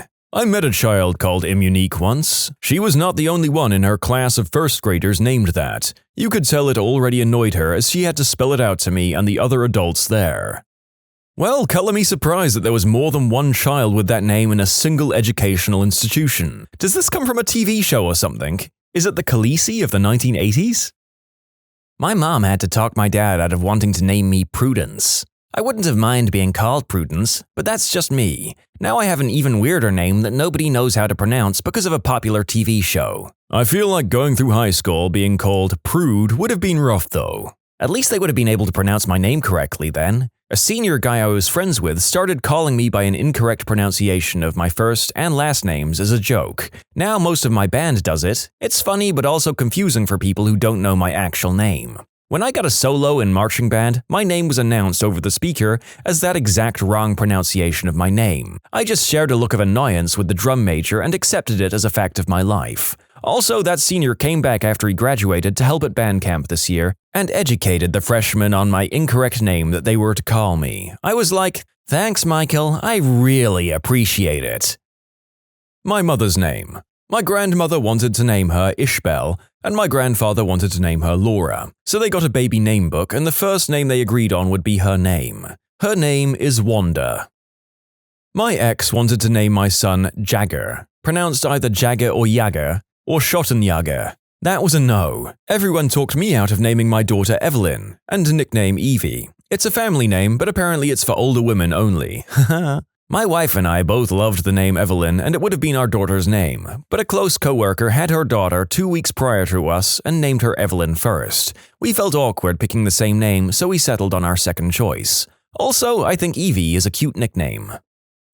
Again, not quite what was being asked, but a friend of mine was almost called Apollo. To be fair, he was born on the day of the first moon landing in 1969, and his dad is Greek. His mum put her foot down, though, and he ended up being Alexander, which is still a good Greek name. Okay, technically Macedonian, but the Greeks claim him too. I was young and stupid in the 80s when my daughter was born. I really wanted to name her Frisbee, because I was just certain that Frisbee last name was going to be the coolest girl in school. Nothing ever came of my bad idea. My daughter's name is Jennifer now. My dad is the third, and I would have been the fourth if I was born a dude. He still wanted to name me Roberta Edwina, his female version. Yikes. When I was in basic training back in the early 2000s, there was a guy whose last name was Starcruiser. I found out from one of his division mates that his full name was Mercury Sun Starcruiser, and that his dad apparently was a massive Star Wars geek after seeing the original way back in the 70s, and that he'd legally changed his last name to Starcruiser. This guy was not in my division, but was in one of the ones that was housed in the same building my division was in. So I'd seen him a few times. Turns out he was also married, and she was in a different division at the time as well. What made you realize there was something off about your friend's significant other?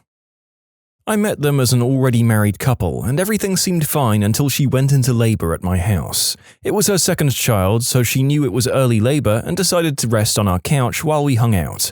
We were going to watch her older child when she went to the hospital anyway, and our house is 30 minutes closer to the hospital, so it made sense for the three of them to hang out around our house until go time. That's when my husband and I started noticing her husband's strange behavior. He was a very charming guy and a very good father to his son, but he started making fun of his wife during contractions. He would roll his eyes and tell her to shut up if she made even the slightest groan. He joked that she was a wimp and was overreacting. The whole situation got so awkward that my husband insisted he go home to get their hospital bags, just to give this poor woman a break from her crappy husband. A few months after the birth of her second child, he hit his wife with his car while she physically tried to block him from leaving during an argument. He disappeared for days and didn't come home until she proved to him that she hadn't gone to the hospital or contacted the police. Thus began systematic abuse that continued for 2 more years, and she hid from me like an expert. He would hurt her and then threaten to withhold money for groceries if she said anything to anyone. I knew he was the worst, and I knew she often needed me to pick her up to get food from food pantries because he was bad with money. But I had no idea he was hurting her. She finally left him after he threw her through a window while she was 8 months pregnant with their third child. The story doesn't end there. After the divorce, he and his friend started making very inappropriate content featuring children. He had a full-on, toddler-level temper tantrum twice at a group game night. Once because during a trivia question he couldn't remember the planets in the solar system. Then in the same night, he got ragey playing Uno, threw down his cards and stormed out. We all kind of looked at each other and our friend.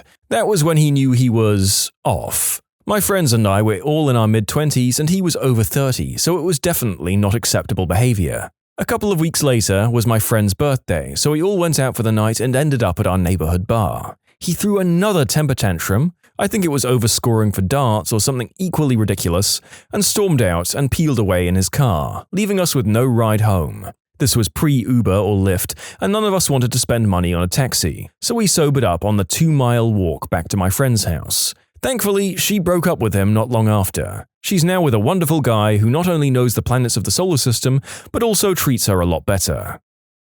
I wonder which of the presumably many tantrums broke the camel's back in that girl's mind. How many screaming rages are too many in a relationship?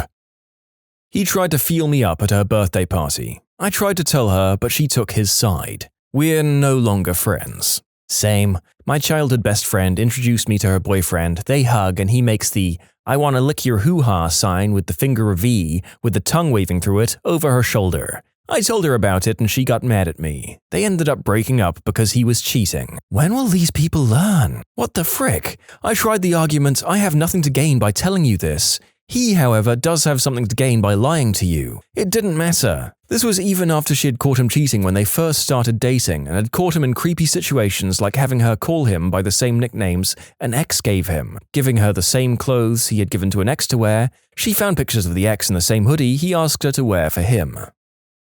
When she went off on us for arranging a campsite at another friend's wedding. They got married on a 20-acre farm and the reception was on site. Instead of agreeing to split a hotel room with one bed between 8 people, the arrangement would have been that she got the bed and the rest of us would sleep on the floor. Yeah, no.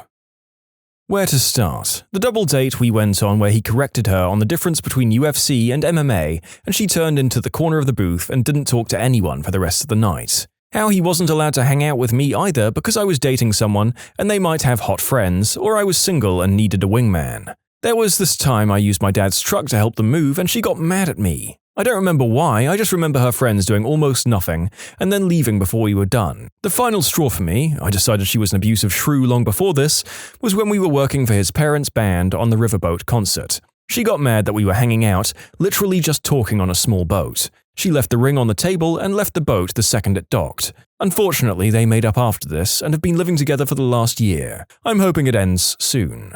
I was friends with this guy, and one day I was doing work for his mum and dad, so he came over to hang out with me while I worked. She called while he was there and he told me to be quiet. After he got off the phone, I asked why I had to be quiet and he said because he didn't want her to know that he was hanging out with me while she was at work. So I asked again. He said because she'll get mad if he knows he's having fun while she's at work. They're married now with 2 kids and I don't talk to them anymore.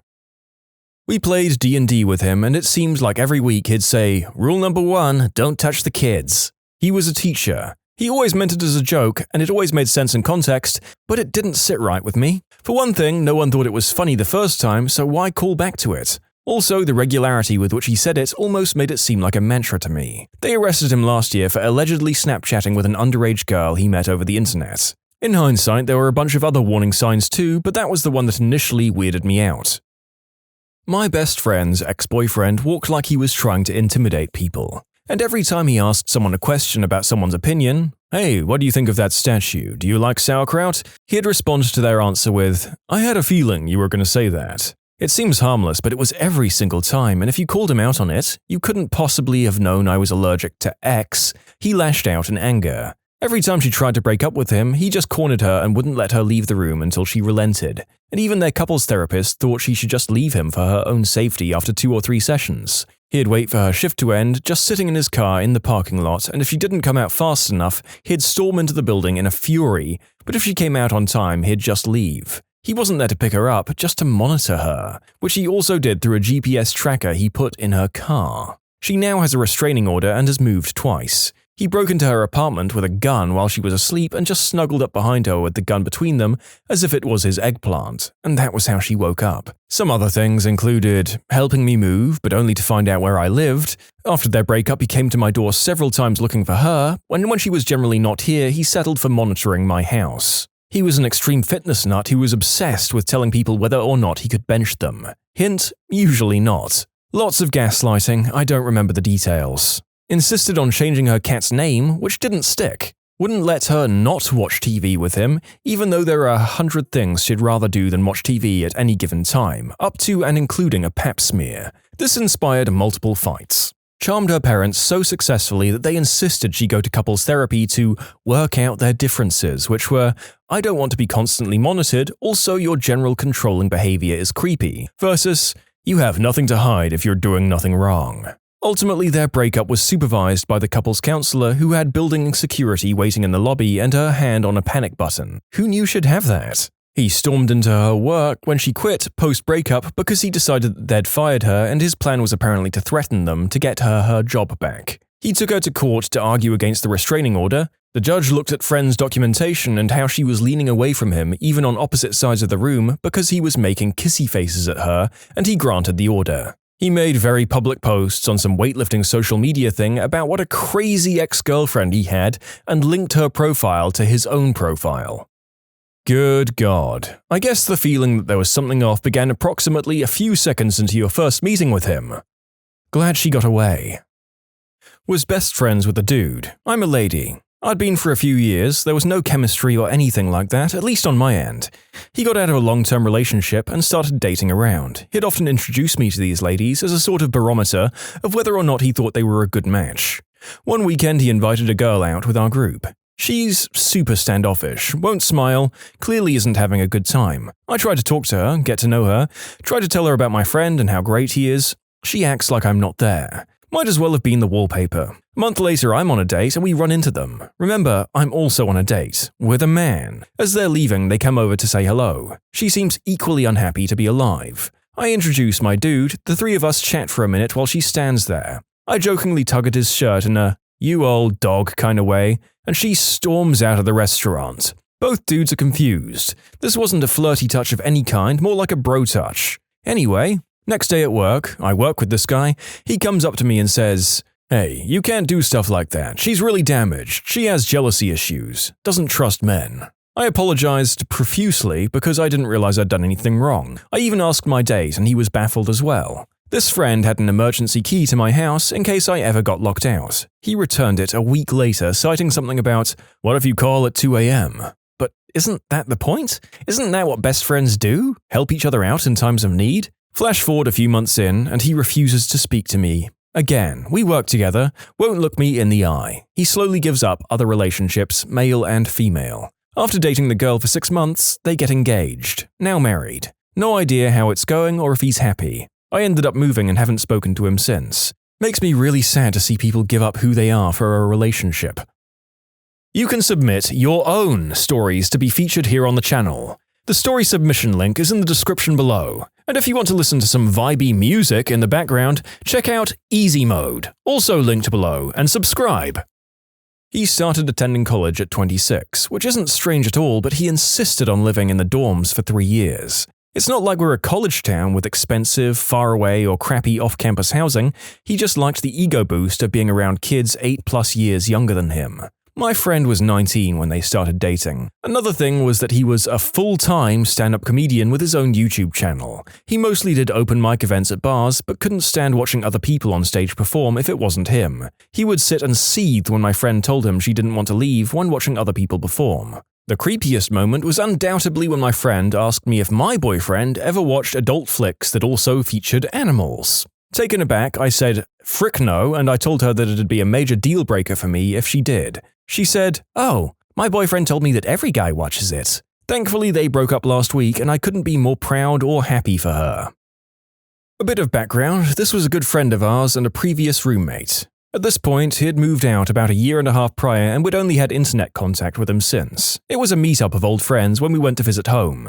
This was the first time we, my wife and I, met his newest girlfriend after his previous long-term relationship ended. She wasn't so bad, kind of giggling and goofy for him, since he's a bit more serious, but fine, they seem happy. We were out for dinner and her and my wife go off to the bathroom. I thought this was odd since my wife is kind of a tomboy and doesn't do the whole girls go to the bathroom to do their makeup and gossip thing, but I find out later the friend's significant other invited her to ask her a few questions about our friend. Well, after about 20 minutes went by, I realized they weren't back yet. We were both tipsy and engaged in conversation and time got away. This was a small gathering of a few couples, and one of the other girls goes in to check on them. I come to find out my friend's SO basically had my wife cornered in the bathroom, crying in her face and demanding to know why our friend had a secret crush on my wife and why he wouldn't admit it to her. After getting the recap from my wife, she said she had no clue if the girl was going to attack her or molest her since she was apparently completely against her on the wall. Apparently, it was a mixture of my wife wanting to calm her down and also being a little afraid since she was half this girl's size, and legitimately not being able to get past her that caused the long drawn-out issue. Luckily, the person going to check on them snapped the girl out of it and diffused the situation. Very bizarre. We've seen her one time since, not exactly on purpose, and she acts like the whole thing didn't happen. She apparently has no history of mental illness, but I have no clue beyond that. The first time we met her was at a bar. My boyfriend and I arrived early, so we found a Scrabble board on the game shelf and started playing. When my friend and his significant other got there, literally before even introducing herself, the SO looked at our board and said, "Wow, that's a lot of small words. Are you guys stupid?" My boyfriend and I were so stunned that we kind of just ignored the comment. Was she joking? Anyway, she unsurprisingly turned out to be a psychotic ultra B-word. She sounds like a freaking casual too. Any real Scrabble player knows it's not about the length of the word, it's all about getting QI across and down, with that QI on a triple letter. I mean, I think under a certain context and from a certain perspective of established banter, it could be funny. But yeah, it's bold to try that with strangers. Oh boy. He showed bullying and manipulative behavior from day one, but it was fine because she loved him and she could change him. A year later, he had cheated at least once and was constantly threatening to take his own life if she let him. It was fine though, because really he loved her but didn't know how to express it. Year 2 and he controlled her Facebook and phone, and he decided who she could and couldn't talk to. It was romantic though, because he really just cared about her. Year 3 and he'd cheated at least 4 times, and he'd also pretended to take his own life and break up with her multiple times, after one of which she tried to actually take her own life. We had a whole intervention thing while she was in hospital, and she agreed to leave him. 2 weeks later, they were back together. He spent $800 on my birthday gift. How could he not love me? Oh yeah, and I can't talk to you anymore, friend, because he says I shouldn't. She's still with him, by the way. Me and my cousin grew up together like brothers. I immediately knew his girlfriend didn't like me from the looks she would give me or how blunt she was when I tried to engage her in conversation. A few months down the line, I try and arrange a meal with my cousin. I ask him to bring his girlfriend along so we can break the ice. Everything was arranged. I showed up at the restaurant and they didn't. I was stood up and they're now married and have 2 kids. I wasn't invited to his stag night or his wedding. I was, and still am, gutted. I met my wife and invited him to my stag do. He was all paid up and I couldn't wait to see him again. It was the thing I was looking forward to the most. He didn't show. Again, gutted. He and his wife showed up to my wedding and acted as if there was no problem. It was quite strange, but I didn't care, as it was just great to spend some time with the man I'd considered my brother. We kind of kept in contact via text but never met up, even though I tried to arrange it a few times. Then my son was born. I was desperate for them to meet each other and bent over backwards to meet up. I agreed to meet at a play area so his daughters could tag along and go play, and he got to meet my son, who's named after his brother who passed away. I sat there for an hour before he messaged me to say he wasn't coming. As a final attempt to salvage some kind of relationship, I invited his family to my son's christening. I got a message an hour after it had finished to say he wasn't going to make it as his wife had arranged to do something else. That was 4 years ago and I haven't heard, seen or spoken to him since. It still makes me sad, but as long as he's happy, then that's all that matters, I guess. Just to expand a little, I have tried to contact him many times, via text, phone, Facebook message, but I haven't had a response. I don't believe he's happy, but I don't know enough about his relationship to pass comment. He has cut me off and there's nothing I can do to change that. I just hope that one day we do get a chance to sit down and talk it through, just so he knows I don't hold anything against him or her. If he wants me to be a part of his life, then great. If he doesn't, then at least he knows I still love him. When he started trying to pick fights with me in order to separate me from my cousin. We were in our mid-teens, he looked 17 or 18, very clean-cut and geeky, in a boy band sort of way, you know, the sensitive one with the glasses. He was well-mannered, respectful to our mums, but he seemed predatory to me. I didn't have the best people around me growing up, so I learned to recognize potential threats early, and this guy set off all of my danger bells. Just small things like watching too closely to see how people reacted to him, and the way his smile never reached his eyes. I wasn't rude, but I didn't fawn over him either. Once he realized that I wasn't charmed by him, he started avoiding me, telling her he didn't feel comfortable around me and she'd have to see him alone. He tried bullying me anytime he saw me, while still bragging to me that he was her protector and her white knight. Found out a few months later that he was actually in his mid-20s and had a record for stalking and trying it on with underage girls. Too bad we didn't know this before he gave her herpes. My best friend started to date this girl about a year ago. She was awesome, always seemed so nice and was very fun to be around. About 3 months into the relationship and everything was going great. Then he asked her to move in with him. The day comes to move in and I go over to help her move the heavy stuff and lo and behold she shows up with a 5-year-old. When I ask who it is, she said her son. We were blown away. She had never mentioned it and never said anything about having a kid. Her Facebook had 0 pics of her kid, no one mentioned her kid. It was a big cover-up and she basically just wanted someone to support her and the kid. He noped out of that one right then and there. That kid is super duper effed.